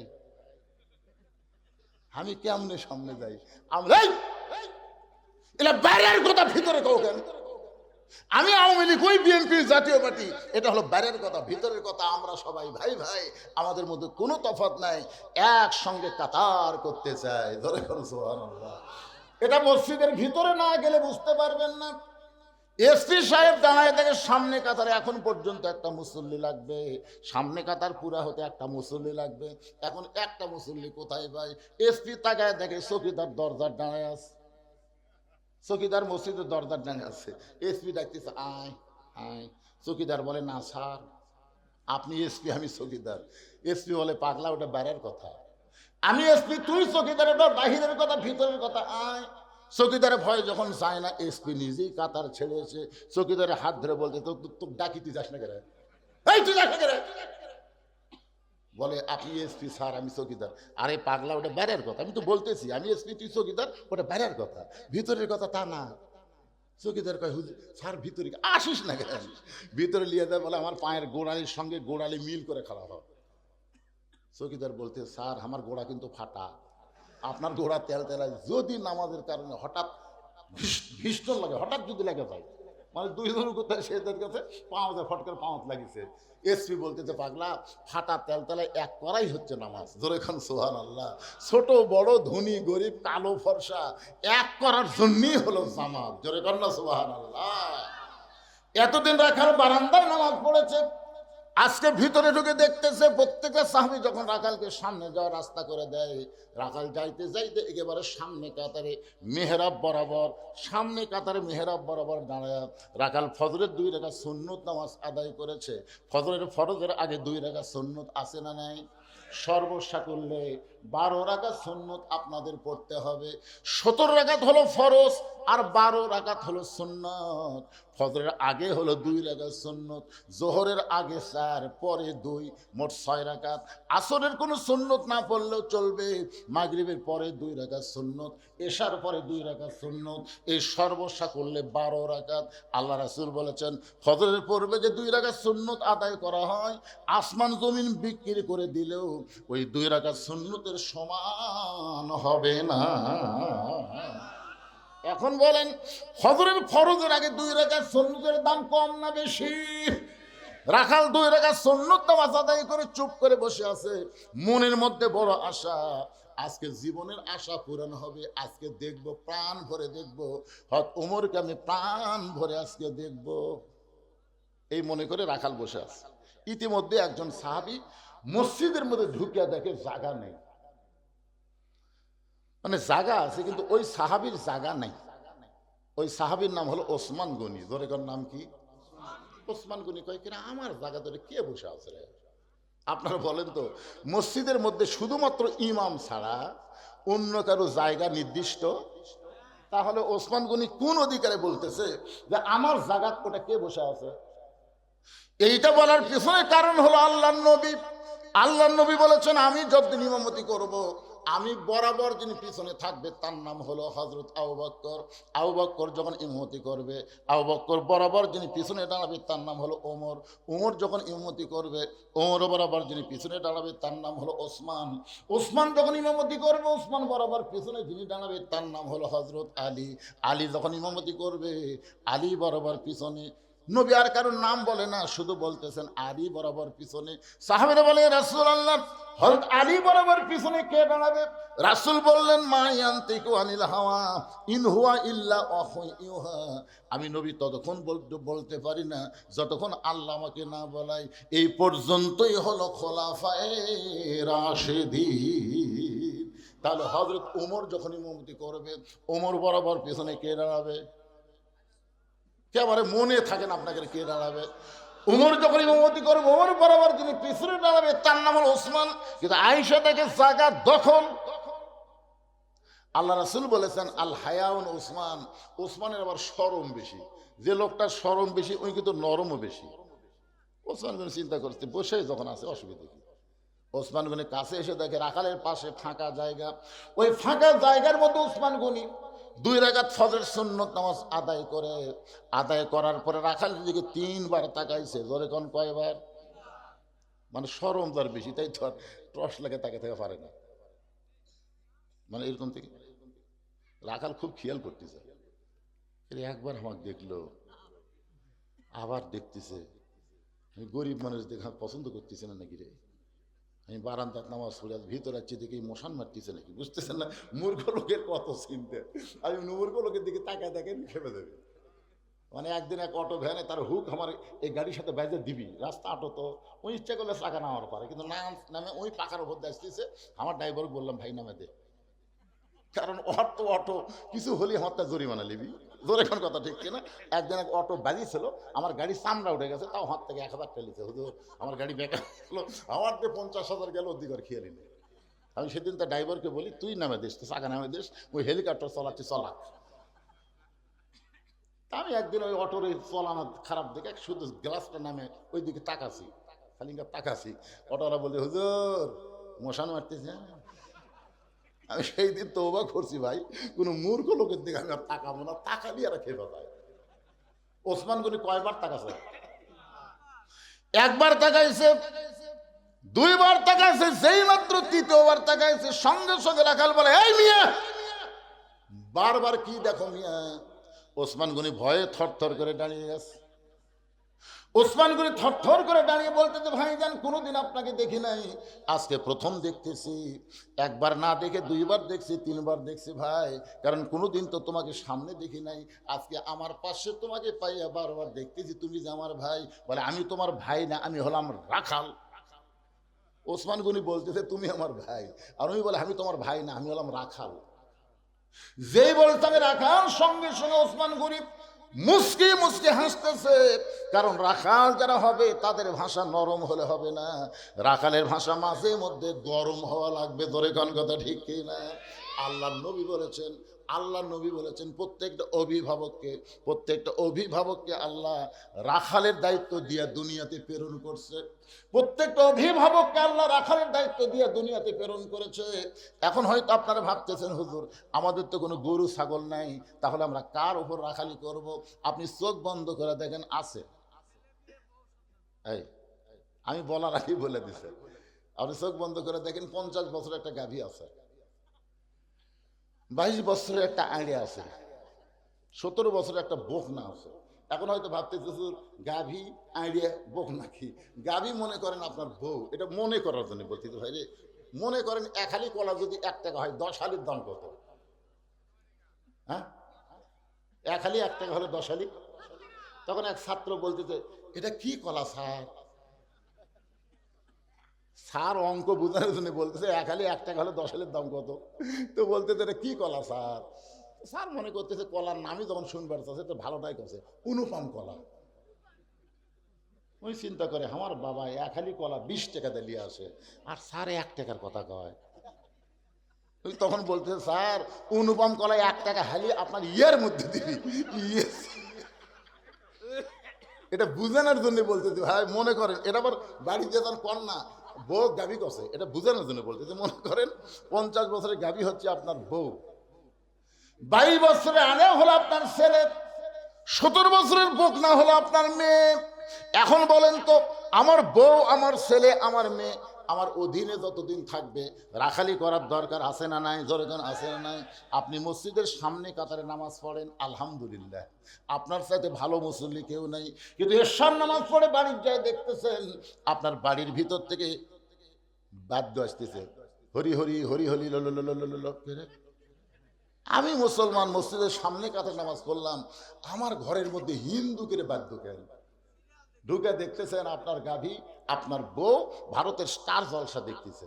এখন বলেন তো আপনি নামাজ পড়বেন আর আপনার বাড়িয়ালি স্টার জলসা দেখবে, আপনার রাখালির দরকার আছে না নাই? রাখালি কি হেলাপেন্টি দিয়ে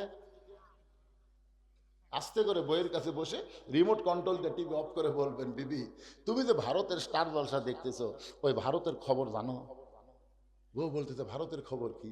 ভাই ভারতের খবর হলো আমাকে 400 বছরের পুরাতন মসজিদ ভাঙ্গা, 400 বছরের বাবরি মসজিদ ভাঙ্গা তারা ওই জায়গাতে রাম মন্দির তৈরি করছে। ভারতে রাম মন্দির বানানোর বহু জায়গা আছে, কিন্তু কোনো ফাঁকা জায়গা রাম মন্দির না বানায়া আমাদের মসজিদ ভাঙ্গা ওই জায়গা রাম মন্দির তৈরি করছে। যেই ভারতের হিন্দুর বাচ্চারা আমাকে মসজিদ ভাঙ্গা রাম মন্দির তৈরি করে, ওই ভারতের চ্যানেলে দেখা যায়। বউ বলতেছে এই কথা আপনি আমাকে আগে করনে কেন? আমি আজ থেকে ভারত বয়কট করলাম। বউ বলতেছে আজ থেকে আমি ভারত বয়কট করলাম। যে ভারত মসজিদ ভাঙ্গা মন্দির বানায় ওই ভারতের চ্যানেল দেখা যাবে। এই জন্য ভারত বয়কট, ভারত। আরো জোরে জোরসে বলেন এ মায়েরা, আজ থেকে এই মুহূর্ত থেকে ভারতের কোন চ্যানেল দেখা যাবে। কারণ ভারতেরা হিন্দুরা নাটক করে, সিনেমা করে পূজা দিয়ে, আর এই পূজার বাদ্য মুসলমানের ঘরত যদি বাজে ওই ঘরত ফেরেশতা আসবে। আপনি দেখেন না কেন? আপনার বউ তো আপনি সাইজ করলেন, এখন আইয়া আপনি শীতের মধ্যে আসসালাতু খায়রুন মিনান নাম শোনার সঙ্গে সঙ্গে আপনি বাপ মসজিদে ওযু করে আসতেছেন, কিন্তু আপনার ছেলের দিকে একটু খবর শোনেন তো। ওই আজান দেওয়ার আগে কিন্তু 3.5 হাতি আসছিল। আজান দেওয়ার আগে আপনার 22 বছরের ছেলে কিন্তু 3.5 হাত ছিল। যে আজান শুরু হয়ে গেছে ওই তখন ল্যাপ মাথার উপর দিস, আজান শুরু রাজে তো ল্যাপ মাথার উপর দিলে পাও টাইনে বুকের সাথে আপনি জানলাতে তাকে দেখতেছেন, পাও নাই মাথাও নাই। আমার আইডিয়া কোথায় রে? বিলাই যেমন ইন্দুর ধরে, বিলাই যেমন ইন্দুর ধরে, আপনি চুপি চুপি ঘরের মধ্যে ঢুকে খালি কম্বল টানতে দেখেন ল্যাপের তলে আপনার ব্যাটার সাইজ, আর সকালবেলা সাইড টিভি কুত্তার সাইজ একই সাইজ। ফজরের নামাজ বাদ দিয়ে ঘুম পাড়ে যারা, কুত্তার আমল করে তারা।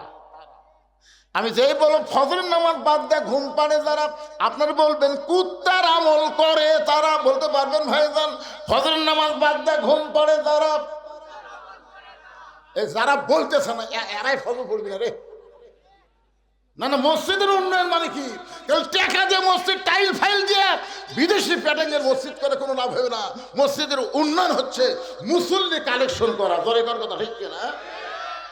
আর 5 ওয়াক্ত নামাজের মধ্যে সবচাইতে গুরুত্বপূর্ণ নামাজ হলো ফজরের নামাজ। একের 60 গলা খাকা দেন।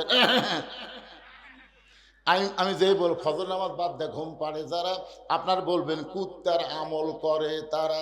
ফজরের নামাজ বাদ দিয়ে ঘুম পড়ে যারা,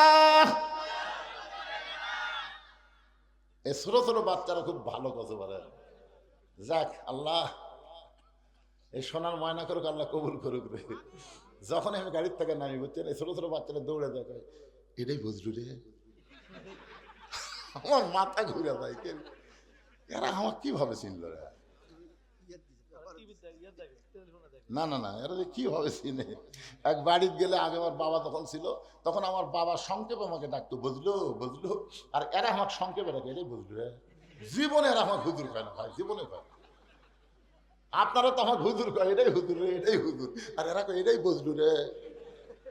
কিরে বাপ, আমার আব্বারা বসে আছে সামনে, মাশাআল্লাহ।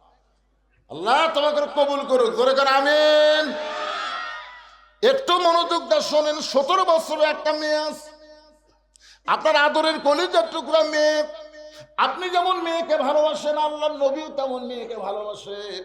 ফাতেমার কাছে গিয়ে নবী বলতেছে, ও ফাতেমা, তোমার কি কখনো মনে হয় তোমার বাবা বিশ্ব নবী বলে আল্লাহ তোমাকে জান্নাত দেবে? এ কথা কি তোমার কখনো মনে হয়? ফাতেমা বলে, বাবা আমার সব সময় মনে হয়। রাসূল বলেন, ফাতেমা তাহলে শুনে নাও, বিশ্ব নবীর মেয়ে হওয়ার কারণে আল্লাহ তোমাকে জান্নাত দিবে না। জান্নাতে যদি যাবার চাও তাহলে জান্নাতের আমল করে তোমাকে জান্নাতে যেতে হবে।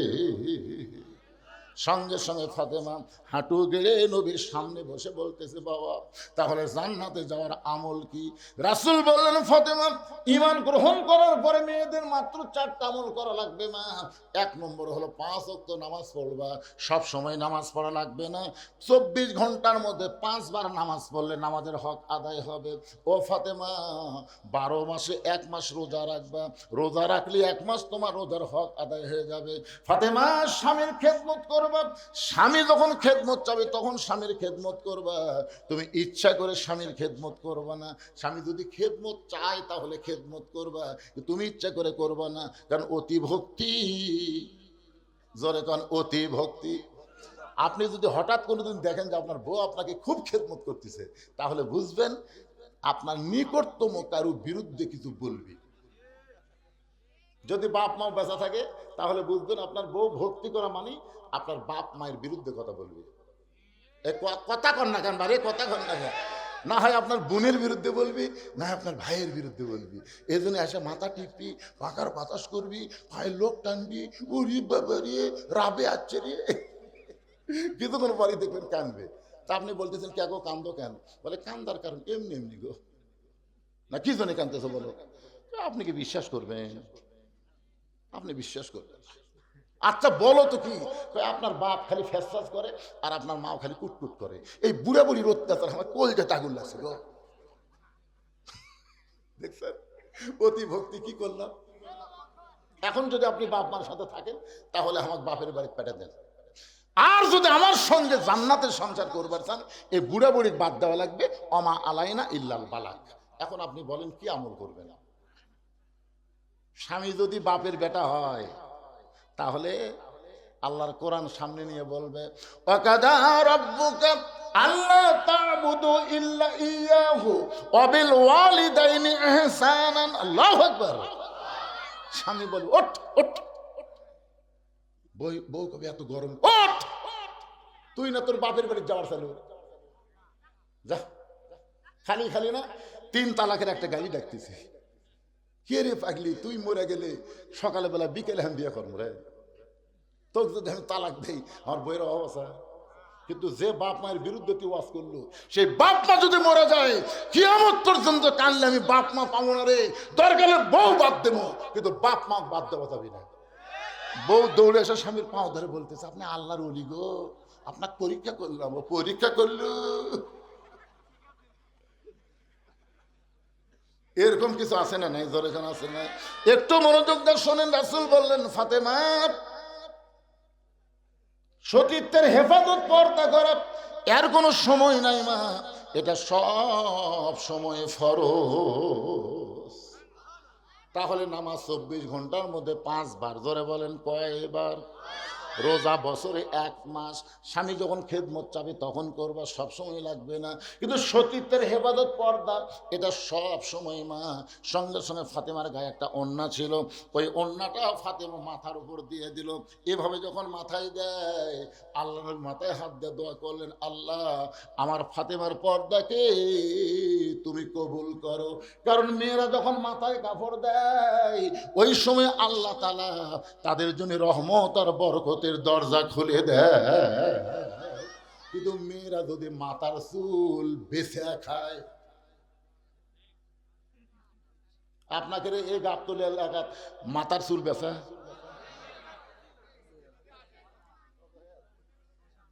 এ মায়েরা শোনেন, মহিলারা মারা গেলে 5 কাপড় দেয়, পুরুষকে 3টে দেয়, মেয়েদের কয়টা দেয়?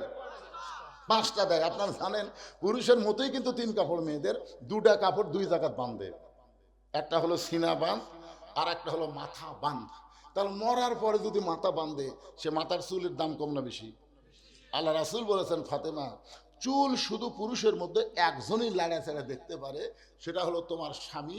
স্বামী ছাড়া অন্য কোনো পুরুষ মেয়েদের চুল লাড়িয়া চাড়িয়া হাত দিয়ে দেখতে পারবে না। কিন্তু এখন তারা চুল কিনতেছে, এরা কি যখন চুল দিল তখন ফের ওরা লাড়িয়া চাড়িয়া এদিকে 1 টাকা কাঁচা টাকা তুলে দিছে, এদিকে চুল দিয়ে তুলে দিয়ে বলতেছে ভাবি খালি সামান্যর জন্য 200 টাকা হচ্ছে না, সামান্যর জন্য। ভাবি বলতেছে রে আমি তো সারা সপ্তাহে চুল তুলে তুলাম এই এর মধ্যে, কিন্তু হলো না। সামান্য ভাবি কি করবেন এখন? কোন তাহলে একটু ধৈর্য ধরেন ভাই, আমি আসতেছি। ওই বাড়ির যাই বলছেন মুড়িয়া চিরুনি দিয়ে আপনি যে প্যারাশুট কিনে দিয়েছেন, জুই বেলি ফুল কিনে দিয়েছেন, ওরে ওইলা খেলা আছে। ওই মুড় এখন চটপট করে মারতেছে, পটপট করে ছিঁড়তেছে, ইয়ে এসে দেখেন তো ভাই ফেরোল আবার লাড়িয়েছে, লাড়তে তার বলতে ভাবি যাক যাক কি করবে না, আজকে একটু কম হবে, আগামী সপ্তাহ কিন্তু ধরিয়া দিবেন। যে মেয়েরা বাসে থাকতে ফেরোয়ালার কাছে মাথার চুল বেচা খায়, ওর মাথা যতই বান্ধব মরার পরে ওই মাথা লিয়া জান্নাত যাবার পারবি না। জান্নাত যাবার গেলে মাথা কেটে ফেলে দে তাহলে। কি মন খারাপ করতেছেন? হাই রে হাই, 12টা বাজে যাচ্ছে বারে, কি সমস্যা নেই। এটা কার বাজ হচ্ছে? 11টা বাজে না, আমি কেউ আজ বাদ দিয়েছি, খালি দেখতেছি যে 12টার পর এই তারিখ, যে এদের তারিখ লেগেছে আজ কয় তারিখ? 1 জানুয়ারি। 1 জানুয়ারি কখন বাদ যাবে?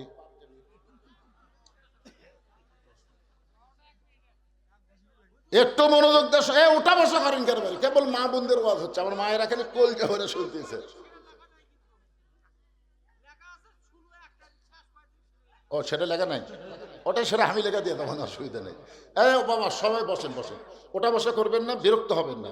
একটু মনোযোগ দিয়ে শোনেন। আল্লাহ রাসূল বললেন ফাতেমা মাথায় হাত দিয়ে বললেন আল্লাহ পর্দাকে কবুল করে নাও। এই দোয়া করার পরে যখন নবী চলে গেলেন, ফাতেমা পর্দার মধ্যে নিজকে এমন ভাবে ঢুকাইলেন। কিছুদিন পরে আল্লাহ তাআলা আল্লাহ নবীকে জানাই দিলেন, ওগো নবী, আপনার ফাতেমা পর্দা গ্রহণ করার পরে আমি আল্লাহ ফাতেমাকে কবুল করেছি। ফাতেমাকে কবুল করার কারণে আমি আল্লাহ একটা ফাতেমাকে ডিগ্রি দিলাম। সেই ডিগ্রিটা হলো খাতুনে জান্নাত, ফাতেমা তো জোহরা। ফাতেমা জান্নাতি নারীদের নেত্রী হবে। এই যে কিছু কিছু বাচ্চারা বাইরে চিল্লাচিল্লি করতেছে, কিছু কিছু বাচ্চারা দেখেন। আচ্ছা এরা কি মাটি ফেটে বাড়াছে না এর কেউ না কেউ জন্ম দিছে? কথা বল না কেন পারে? এরা কি মাটি ফেটে বাড়াছে? সন্ধ্যার সময় আপনার বউ দেখবেন ঘোড়া, আমার বউ আছে, আমার বউ সন্ধ্যার সময় মুরগির ঘোড়া দেখে, প্রতিদিন লাইট লেগে দেখে। আমি কি দেখো গো, যে মুরগি হাঁস ঠিক মতো উঠলো কিনা, সন্ধ্যার সময় মুরগি হাঁস ঠিক মতো উঠলো কিনা, মেয়ে ঠিকই দেখতেছে। মরদ মানুষ সন্ধ্যার সময় গরু ছাগল ঠিক মতো গোয়াল ঘর উঠলো কিনা ঠিকই দেখতেছে। কিন্তু রাত 10টা বাজা গেল, ওর পাটাকুটি। তুমি মুরগি হাঁসের খোঁজ করো, গরু ছাগলের খোঁজ করো, তোমার ছেলে কোন জায়গায় তুমি খোঁজ করবা না? সন্ধ্যার সময় যদি বাপ মা খোঁজ করতো, আজকে এরা এত রাত্রে ওখানে চিল্লাচিল্লি করতো না। ধরে কোন কথা কন না কেন ভাইজান? এরা মাটি ফেটা বাড়াই নাই, এই যে জন্ম দিছে দোয়া দরুদ ছাড়া মুরগির মতো লাভ দিয়ে উঠছেন। কি রে এলা মাল হসে এত রাত্রে যারা বাড়া চিল্লে, আরে কি মাহফিল কমিটির উচিত হলো মাহফিলের মেলা যদি করবার চান কমপক্ষে ½ কিলো দূর দেন। কিসের মেলা রে? যে যারা মেলা বিক্রি করতেছে এরা কি মুসলমানের বাচ্চা না? আজকে কোরআনের মাহফিলকে বাইপাস করে মেলা বেচা কেনা করো, এই টাকা খাও, পেটের মধ্যে ভাসি হবি, লাখ টাকা খরচ করলে অসুখ ভালো হবি না। কি কথা রে বলে?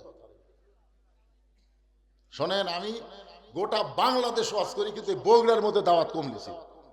হাসিনার আমলে তখন বগুড়া ঢুকপারি দেয়নি, এখন একটু মোটামুটি ওয়াজ করতেছি, কিন্তু এরকম বিরক্ত করলে হবি না তো। কে মন খারাপ করতেছেন? আপনাকে কিছু বলতে দিন বাড়িয়া তারা। সুবহানাল্লাহ। একটু মনোযোগ দেন। আমার মা ফাতেমাকে আল্লাহ তাআলা খাতুনে জান্নাত ডিগ্রি দিলেন।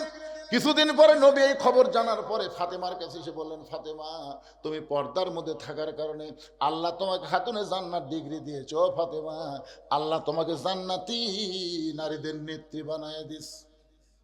একটু মনোযোগ শুনবেন। ফাতেমা জান্নাতের নেত্রী হয়ে গেল। শুধু দুনিয়াতে পর্দা করলো না, পর্দার মধ্যেই আল্লাহ তাকে দুনিয়া থেকে নিল, আবার পর্দার মধ্যেই তাকে দাফন করা হলো। জান্নাতুল বাকির কোন জায়গায়? ফাতেমার কবর। এখন পর্যন্ত দুনিয়ার কোনো মানুষ খুঁজে পাইল না, কারণ ফাতেমাকে আল্লাহ কবর পর্যন্ত পর্দা করে নিয়ে তাকে জহুরা ডিগ্রি দান করে দিল। ধরে কান সুবহানাল্লাহ।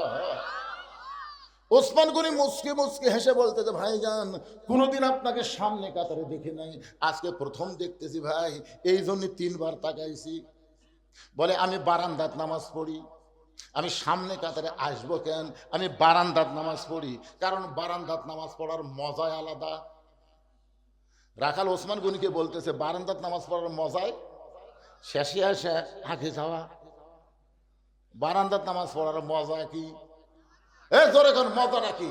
শেষে আসা আগে যাওয়া। দেখবেন অনেক মুসল্লি ইচ্ছা করে ভিতরে ঢোকে না, ওরা বারান্দার শেষে আসবি আগে যাবে। রাখাল বলতে যে বারান্দার নামাজ পড়ার মজাই আলাদা, কিন্তু আজকে সামনে কাদের আসার একটাই মাত্র কারণ হলো দেখার জন্য আইছি। আজকে দেখা হয়ে গেলে আর কোনোদিন কষ্ট করে আমি সামনে কাতারে আসবো না।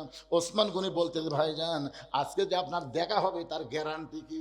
রাখাল বলে আমার চোখের পাওয়ার ভালো, দেখার জন্য সামনে কাতারে দেখি আমি চলে যাব।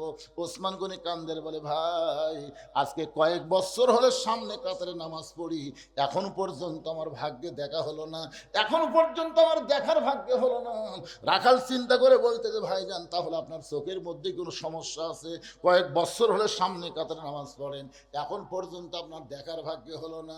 রাখাল দেখতে চাই হযরত উমরকে, আর ওসমান দেখতে চাই নামাজের মালিক আল্লাহকে। এই লোভটা কে দিতে জানেন? নামাজের মধ্যে আল্লাহ দেখা যায়, এই লোভটা আল্লাহ নবী দিছেন। বুখারী শরীফের কিতাবুল ইহসানের হাদিস, আনতা আবুদুল্লাহ কান্নাকা তারাহু ফাইন লাম তাকুন তারাহু ফাইন্নাহু ইয়ারাকা।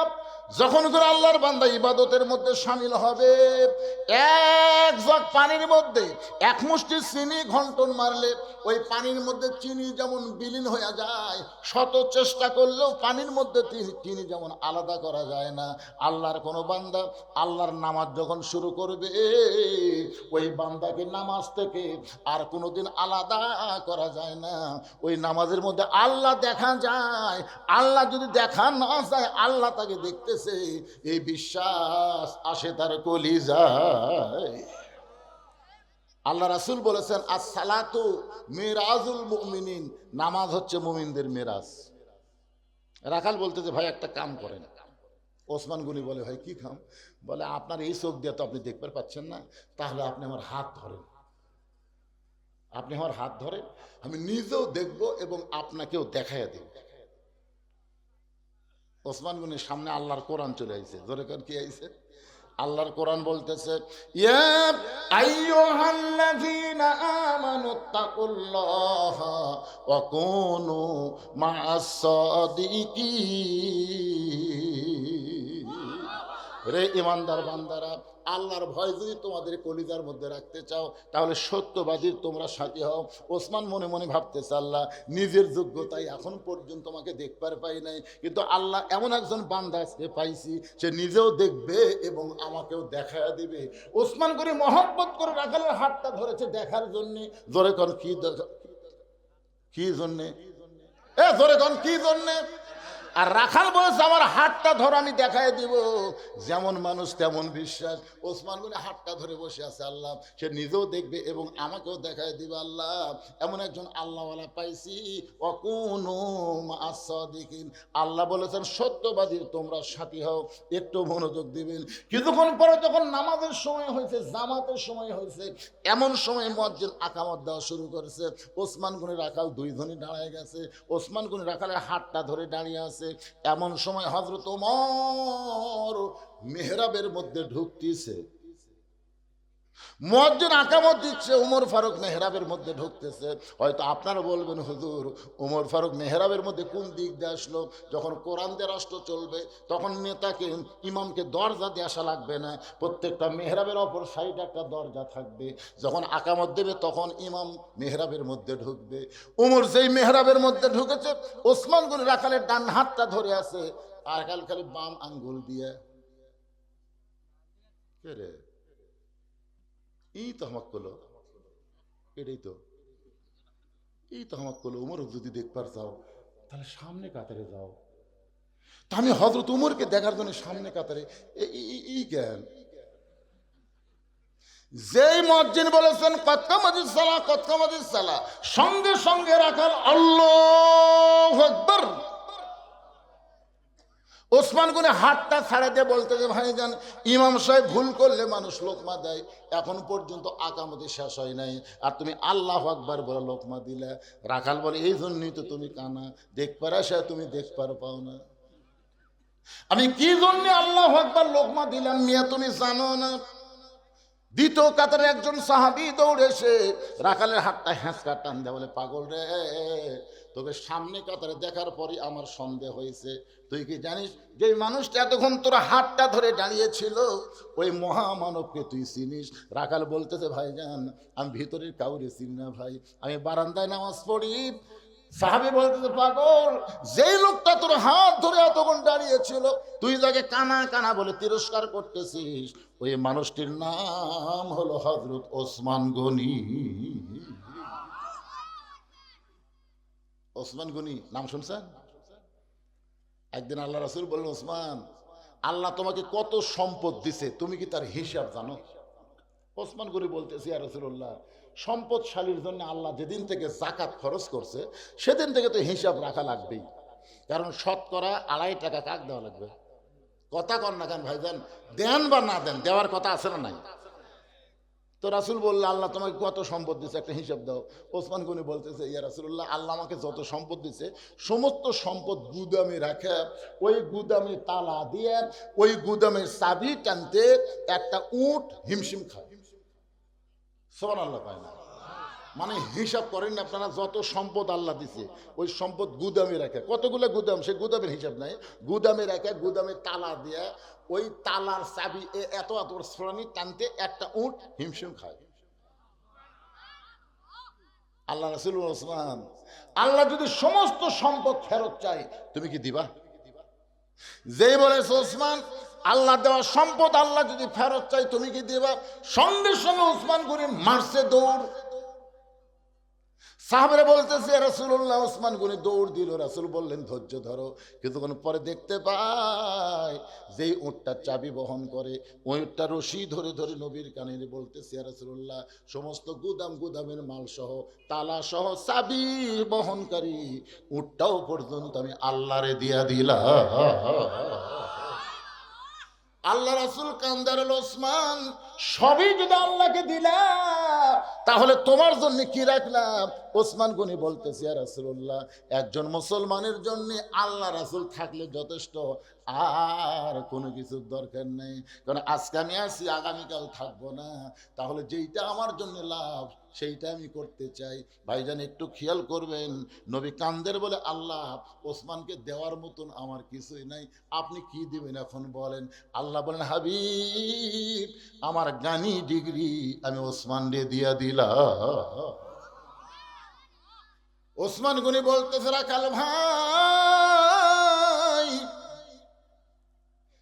তোমার হাতটা ধরে আমি দাঁড়িয়েছিলাম, ইমাম সাহেব ভুল করলে মানুষ লোকমা দেয়, আর তুমি মুয়াজ্জিন সাহেবের আকামত শেষই হয় নাই, তুমি আল্লাহু আকবার লোকমা দিলে।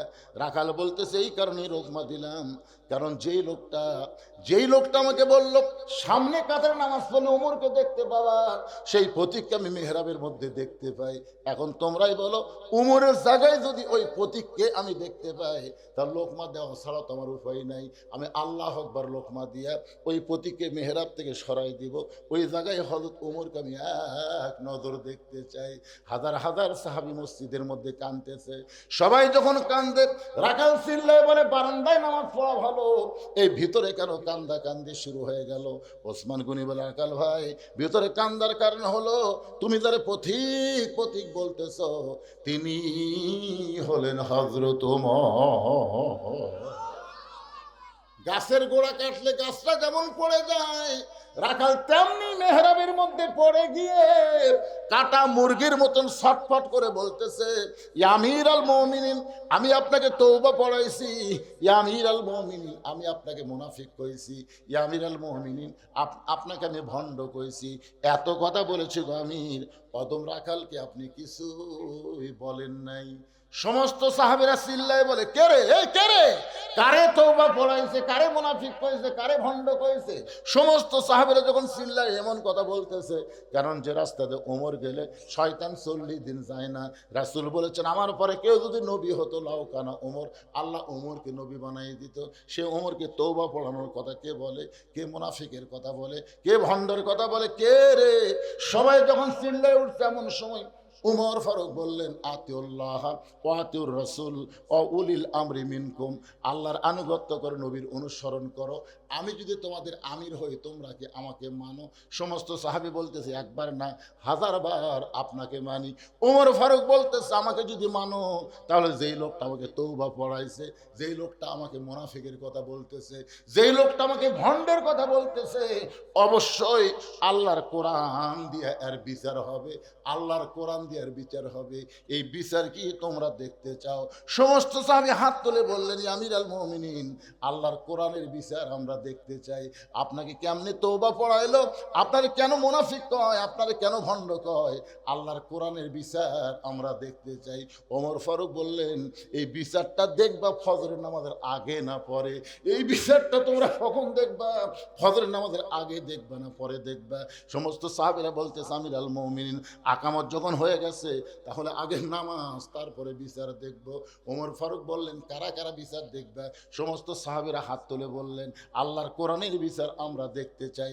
একটা রাকাল হয়ে আপনাকে তওবা পড়ালো কেমনে, আপনাকে মুনাফিক কেমনে কয়, ভণ্ড কেমনে কয়? ওমর ফারুক বললেন, তাহলে ফজরের 2 রাকাত নামাজ পড়ানোর পরে আমি তোমাদেরকে দেখাবো। সমস্ত সাহাবীরা যদি দেখার জন্য উদ্গ্রীব হয়ে যায়, আমার সামনে যারা বসে আছেন ভাইজান, বাংলাদেশে বহু বিচার দেখলেন, আজকে 10 মিনিট পরে এই আল্লাহর কোরআনের বিচার আমি আপনাদের দেখাবার চাই। কারা কারা দেখবেন আল্লাহকে একটু হাত তুলে জানান। যারা দেখবেন তারা হাত তুলবেন, যারা দেখবেন না খবরদার হাত তুলবেন না। লিল্লাহে তাকবীর, হাত নামান। 10 মিনিট পরে কোরআন দিয়ে বিচার হবে।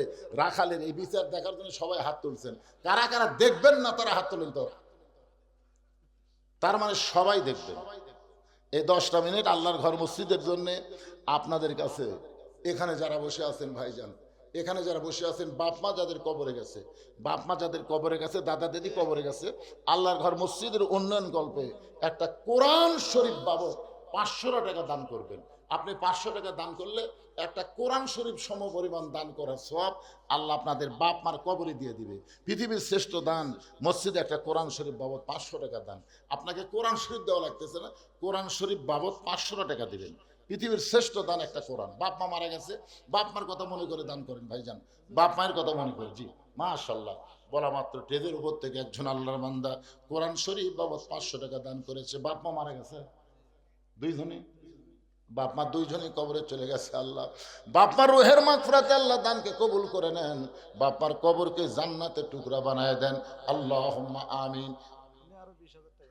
কি নাম? মোহাম্মদ নাইম। কোরআন শরীফ বাবদ 500 দিছে, আরো 20,000 টাকা দান করলো। আল্লাহ তার দানকে কবুল করেন। আল্লাহু তাকবীর। জি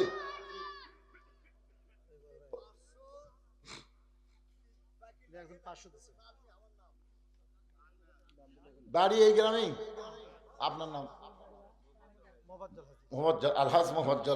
বাপ মা দুইজনে কবরে গেছে, বাপ মার জন্য কোরআন শরীফ বাবদ 500 টাকা দান করলো। আল্লাহ বাপ মার কবরকে জান্নাতের টুকরা বানায় দেন। আল্লাহুম্মা আমিন। এ যারা বাকি দিবেন, কোরআন শরীফ বাকি হবে না ভাইজান। আপনি সিমেন্ট দেন, রড দেন, যা পারেন দেন, কিন্তু কোরআন শরীফটা নগদ দেওয়া লাগবে। নবীন 2টা কোরআন শরীফ বাবদ 1000 টাকা দান করছে, আল্লাহ কবুল করেন। ওটা ধরেন তো, ধরা লাগবে তো, আমিও দূর যাওয়ার পারি। রিমন আল্লাহর বান্দা আল্লাহর ঘর মসজিদের জন্য 10টা কোরআন শরীফ বাবদ 5000 টাকা দান করছে। আল্লাহ তার দানকে কবুল করেন। আল্লাহর নিয়ত নিকাশা পুরা করেন। আল্লাহর আরেকজন বান্দা কোরআন শরীফ বাবদ, পৃথিবীর শ্রেষ্ঠ দান একটা কোরআন শরীফ, না পারলে একটা, পারলে 10টা দেন, 20টা দেন। একটু আল্লাহর বান্দা আরেকজন কোরআন শরীফ বাবদ 500 টাকা দান করেছে। আল্লাহ দানকে কবুল করেন। কবুল করো, কবুল করো। কি বিলু কোরআন শরীফ বাবদ 500 টাকা দান করছে। বাপ মা যদি কবরে যায়, এ দানের ওসিলায় বাপ মার কবরকে জান্নাতের টুকরা বানায় দেন। আপনারা কিন্তু হাত তুলেছেন, বিচার না দেখে যাবেন না। ওদের যাচ্ছেন লিমা তাকুলু মা লা তাফালুন। কেরে আপনি 10, 20, 50, 100 টাকা ব্যাগের মধ্যে দেওয়ার পারবেন না। হয়তো বলবেন, হুজুর আপনার জামায় সময় দিছি, এখন দেওয়া যাবে না। ব্যাংকে মানুষ জীবনে একবার টাকা রাখে না, বারবার রাখে। বারবার রাখার কারণ হলো, যত রাখবে ততই জমবে, যত দান করবেন আপনার নামে জান্নাতের ব্যাংকে আল্লাহ তত জমা করবে। মুজিবুর রহমান 2টা কোরআন শরীফ বাবদ 1000 টাকা দান করছে, আল্লাহ কবুল করেন। নুরুজ্জামান 2টা কোরআন শরীফ বাবদ 1000 টাকা দান করেছে, আল্লাহ দানকে কবুল করেন। আল্লাহুম্মা আমিন। সাইফুল ইসলাম 2টা কোরআন শরীফ বাবদ 1000 টাকা দান করেছে আল্লাহর ঘর মসজিদে। আল্লাহ দানকে কবুল করেন। ব্যাগের আদায় তো করছে আমার জামাই, আবার হবে এই ব্যাগ না আবার যাচ্ছে দেন। কে মহিলাদের মধ্যে আদায় হয়েছে 7,000, 7,059 কি রকম দান দেয় এখন? আর 1 টাকা চলে? আল্লাহর একজন বান্দা কোরআন শরীফ বাবদ 500 টাকা দান করেছে, আর একজন আল্লাহর ঘর মসজিদে 500 টাকা দান করেছে। আল্লাহ দানকে কবুল করেন। লাহমিয়া তোমার বান্দা 1000 টাকা আল্লাহ তোমার ঘরে দান করেছে, আল্লাহ দানকে কবুল করেন।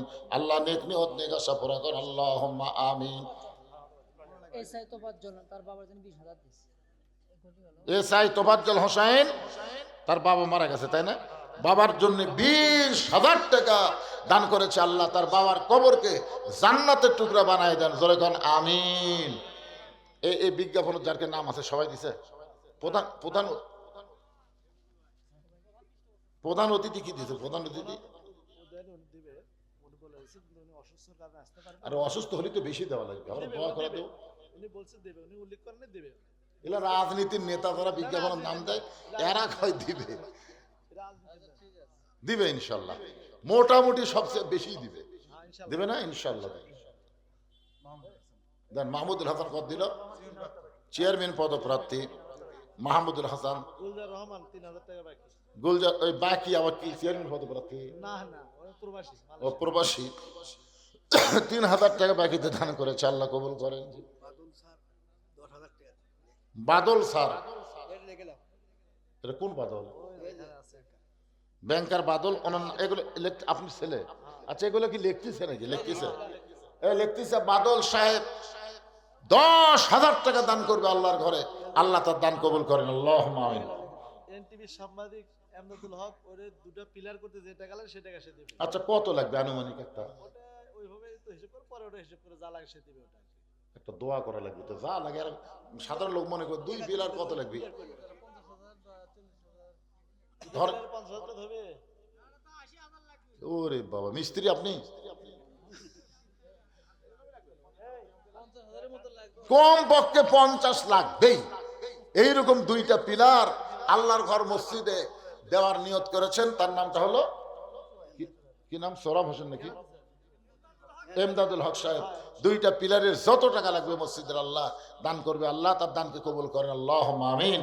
বাপ মা যারা কবরে গেছে দানের ওসিলায় কবর জান্নাতে শামসু পরামানিকের জন্য 500 টাকা দান করেছে। আল্লাহ দানকে কবুল করেন। বাপ মা যাদের কবরে গেছে, আমি সবচেয়ে নিম্ন একটা দান ধরছি, একটা কোরআন শরীফ বাবদ 500 টাকা। যাদের বাপ মা কবরে গেছে, ভাই একটা কোরআন বাবদ 500 দেওয়া যাবে না? আপনার মসজিদ নতুন করে নির্মাণ করবেন, নতুন করে করবেন, সিমেন্ট দেন, রড দেন, ইট দেন। আল্লাহর ঘর মসজিদে কিয়ামত পর্যন্ত ধ্বংস হবে না। ধ্বংস হলেও মসজিদকে ইসরায়েলের সিংহায় ফুৎকার দিলে আল্লাহ তাআলা জান্নাতে ওইটা সিনারি বানায় রাখবে। সুবহানাল্লাহ। মসজিদ কার ঘর? আল্লাহর ঘরে দান করা মানে আল্লাহ তার জন্য জান্নাতেও একটা ঘর বানায় দেয়। সৌদি প্রবাসীরা কয়েকজনে 1 লক্ষ টাকা দিয়েছে। লিল্লাহি তাকবীর। সৌদি প্রবাসীর কয়েকজন মিলায় 1 লক্ষ টাকা ধরে বলেন মারহাবা। সৌদিতে যারা প্রবাসী থাকে খুব কষ্ট করে তারা টাকা কামাই করে। আমি কয়েকবার গেছি তো ওখানে, আমার অনেক ভক্ত বাংলাদেশ ওখানে আছে। খুবই কষ্ট হুজুর, খুবই কষ্ট। এত কষ্ট করে বাপ মা আত্মীয় স্বজন সবগুলো রেখে বৌসল রেখে চলে গেছে। সেখান থেকে তারা কয়েকজন প্রবাসী 1 লক্ষ টাকা দান করেছে। তাদের জন্য আমরা প্রাণ খুলে দোয়া করব। আল্লাহ তাদেরকে ভালো রাখুক, কামাই বরকত দেখ, শরীরকে সুস্থ রাখুক। জোরে কোন আমিন। আল্লাহ তাদের মনের মধ্যে ধৈর্য দিয়ে দাও। আল্লাহ আরো প্রবাসী যারা দান করতেছে, আল্লাহ প্রবাসী এ যাওয়ার বাপ জানো তো প্রবাসী থাকে, উনি খুব মোটামুটি একটা ভালো অবস্থানে আছে, ওনার কষ্ট নাই, যখন খুশি আসে যখন খুশি যায়। কিন্তু অনেকে আছে ইচ্ছা করলে আসতে পারে না, টাকার দিকে খেয়াল করে। তো প্রবাসী যারা আছে তারা সবাই দান করবেন। এই গ্রামে যারাই প্রবাসী আছেন মসজিদের জন্য সবাই প্রাণ খুলে দান করবেন। আর কে বাকি আছে? আর কি অতিথির মধ্যে কেউ আছে বলেন? ফ্যামিলির পক্ষ থেকে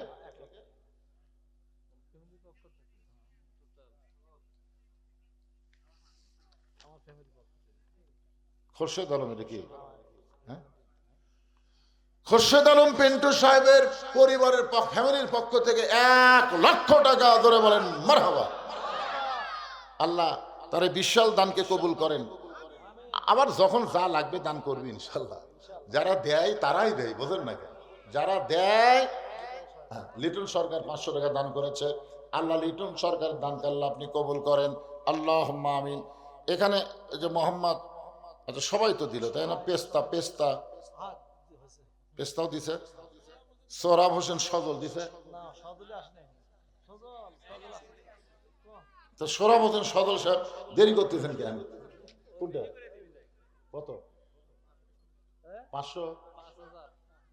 সোহরাব হোসেন সজল সাহেব 5,000 টাকা দান করবে। আল্লাহ তার দান কবুল করুক, জোরে কোন আমিন। ইনশাল্লাহ মসজিদের কাজ শুরু করবেন।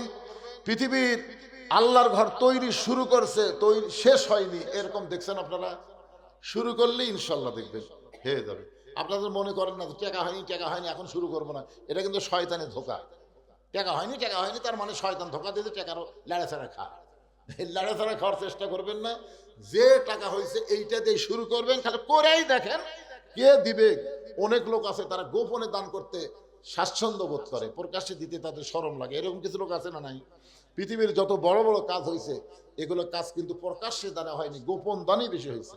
ইনশাল্লাহ মসজিদ হয়ে যাবে, মসজিদ আপনারা শুরু করবেন। এখন আসেন একটু জিকির করেন। জি প্রিন্স 5 বস্তা সিমেন্ট দান করবে। আল্লাহ প্রিন্সের দানকে আল্লাহ কবুল করেন, আল্লাহুম্মা আমিন। একটু জিকির করেন, লা ইলাহা ইল্লাল্লাহ, লা ইলাহা ইল্লাল্লাহ, লা ইলাহা ইল্লাল্লাহ, মুহাম্মাদুর রাসূলুল্লাহ সাল্লাল্লাহু আলাইহি সাল্লাম। ফজরের নামাজ শেষ, প্রত্যেকটা সাহাবী তাকায় আছে। যে উমর রাস্তা দিয়ে গেলে শয়তান 40 দিন যায় না, সেই উমর বিচার করবে রাখালের। যে রাখাল তাকে তওবা পড়াইছে, মুনাফিক কইছে, ভণ্ড কইছে। এখন আপনাদের কাছে আমার প্রশ্ন হলো, উমর যখন সাহাবী ছিল তখন সবচাইতে গরম ছিল। যেদিন থেকে হযরত উমর মদিনার খলিফা হয়েছে সেদিন থেকে উমরের চাইতে নরম মানুষ আর কেউ নাই। সুবহানাল্লাহ কর না কেন? দায়িত্ব পাওয়ার পরে ভালো হয় রে। আর আমাদের বাংলাদেশের দায়িত্ব পাওয়ার আগেই ভালো। গরিবের বন্ধু, সমাজ সেবক, জনদরদি। হায় হায়, আমার কাহালু নন্দীগ্রামের এক নেতা গাড়ির থেকে নামছে, গাড়ি ব্রেক করে নামে ফকিরক সালাম দিছে। সালাম আলাইকুম চাচা, কেমন আছেন? ফকির খালি চারিদিকে মাথা ঘুরে। নেতা বলে, চাচা কি দেখেন? বলে, কাক সালাম দিলা? কা আপনাকে দিলাম, কা ভিক্ষা করে খাই। ভোটের আগে আপনিও তো আমিও তাই। এই রে নেতা ভাই, আহ কি চরিত্র রে! ভোটের আগে এত ভালো, যাকে পায় তাকেই সালাম দেয়, জানেন? কিন্তু যেই ভোট পায় নেতা হয়ে যায়, আর নেতা এলাকা থাকে না, নেতা থাকে ঢাকায়।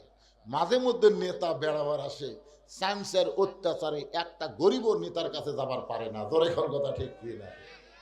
এরা কিন্তু নেতা না ভাই, এরা হলো বসন্তের কুকিল।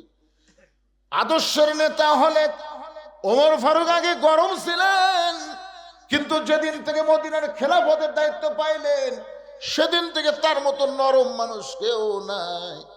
এক টানে রাখালকে বুকের মধ্যে নিয়ে রাখালের কপালে চুমা খায়, রাখালকে বুকের মধ্যে নিয়ে রাখালের ঘাড়ে চুমা খায়।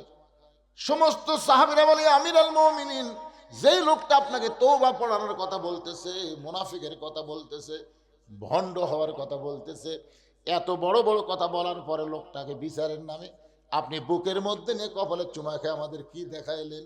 ওমর ফারুক বলে, সাহাবীরা রে, রাখালের এত কথা হজম করার পিছনে একটাই মাত্র কারণ, আমি সেদিন রাখালকে দেখি নাই, রাখালের ভিতরে আমার আল্লাহর কোরআন দেখতে পাই।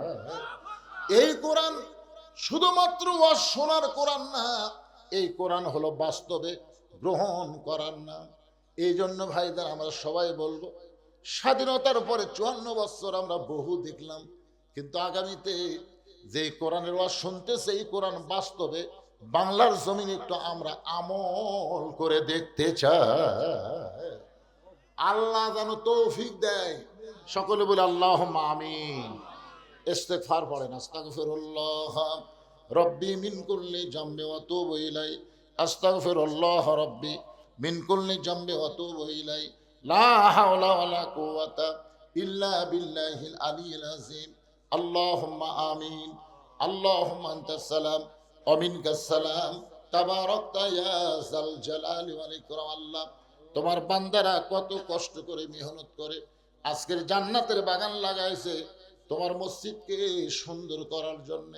আল্লাহ মেহেরবানি করে আজকের মাহফিল সকলের হেদায়েতের জন্য, নাজাতের জন্য, জান্নাতের জন্য কবুল করো।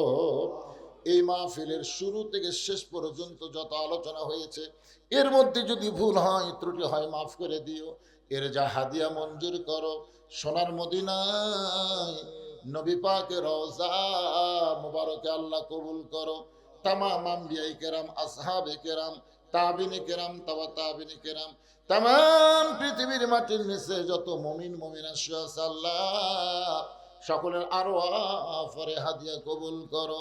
ও দরদি আল্লাহ, আমরা যারা হাত তুলেছি আমাদের মধ্যে জনম দুঃখনি মা যাদের কবরে গেছে, ছোট্ট একটা শব্দ মা,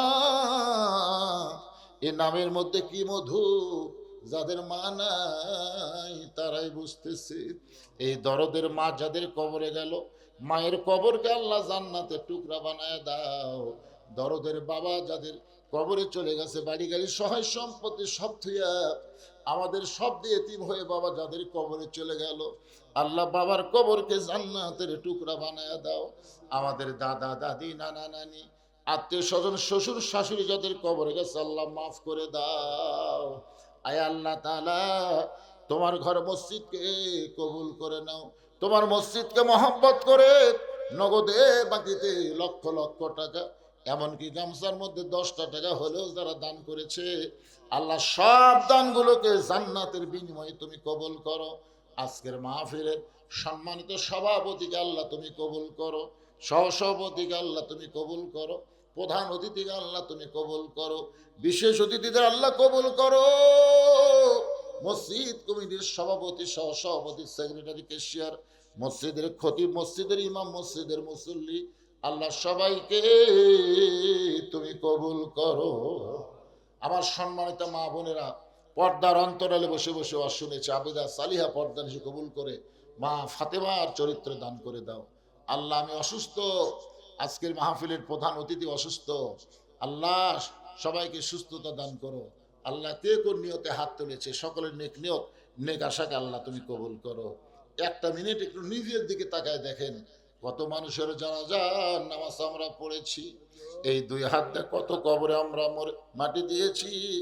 একদিন আমরা সবাই মরে যাব। যেদিন আমাদের মৃত্যু হবে, দিনটা যেন জুমার দিন হয়, মাসটা যেন রমজান মাস হয়। ইমানের সাথে, ইজ্জতের সাথে এই দুনিয়া থেকে বিদায় নেওয়ার সময় আমাদের জবানে জারি করে দিও লা ইলাহা ইল্লাল্লাহু মুহাম্মাদুর রাসূলুল্লাহ সাল্লাল্লাহু আলাইহি ওয়াসাল্লাম। আসসালামু আলাইকুম ওয়া রাহমাতুল্লাহি ওয়া বারাকাতুহু।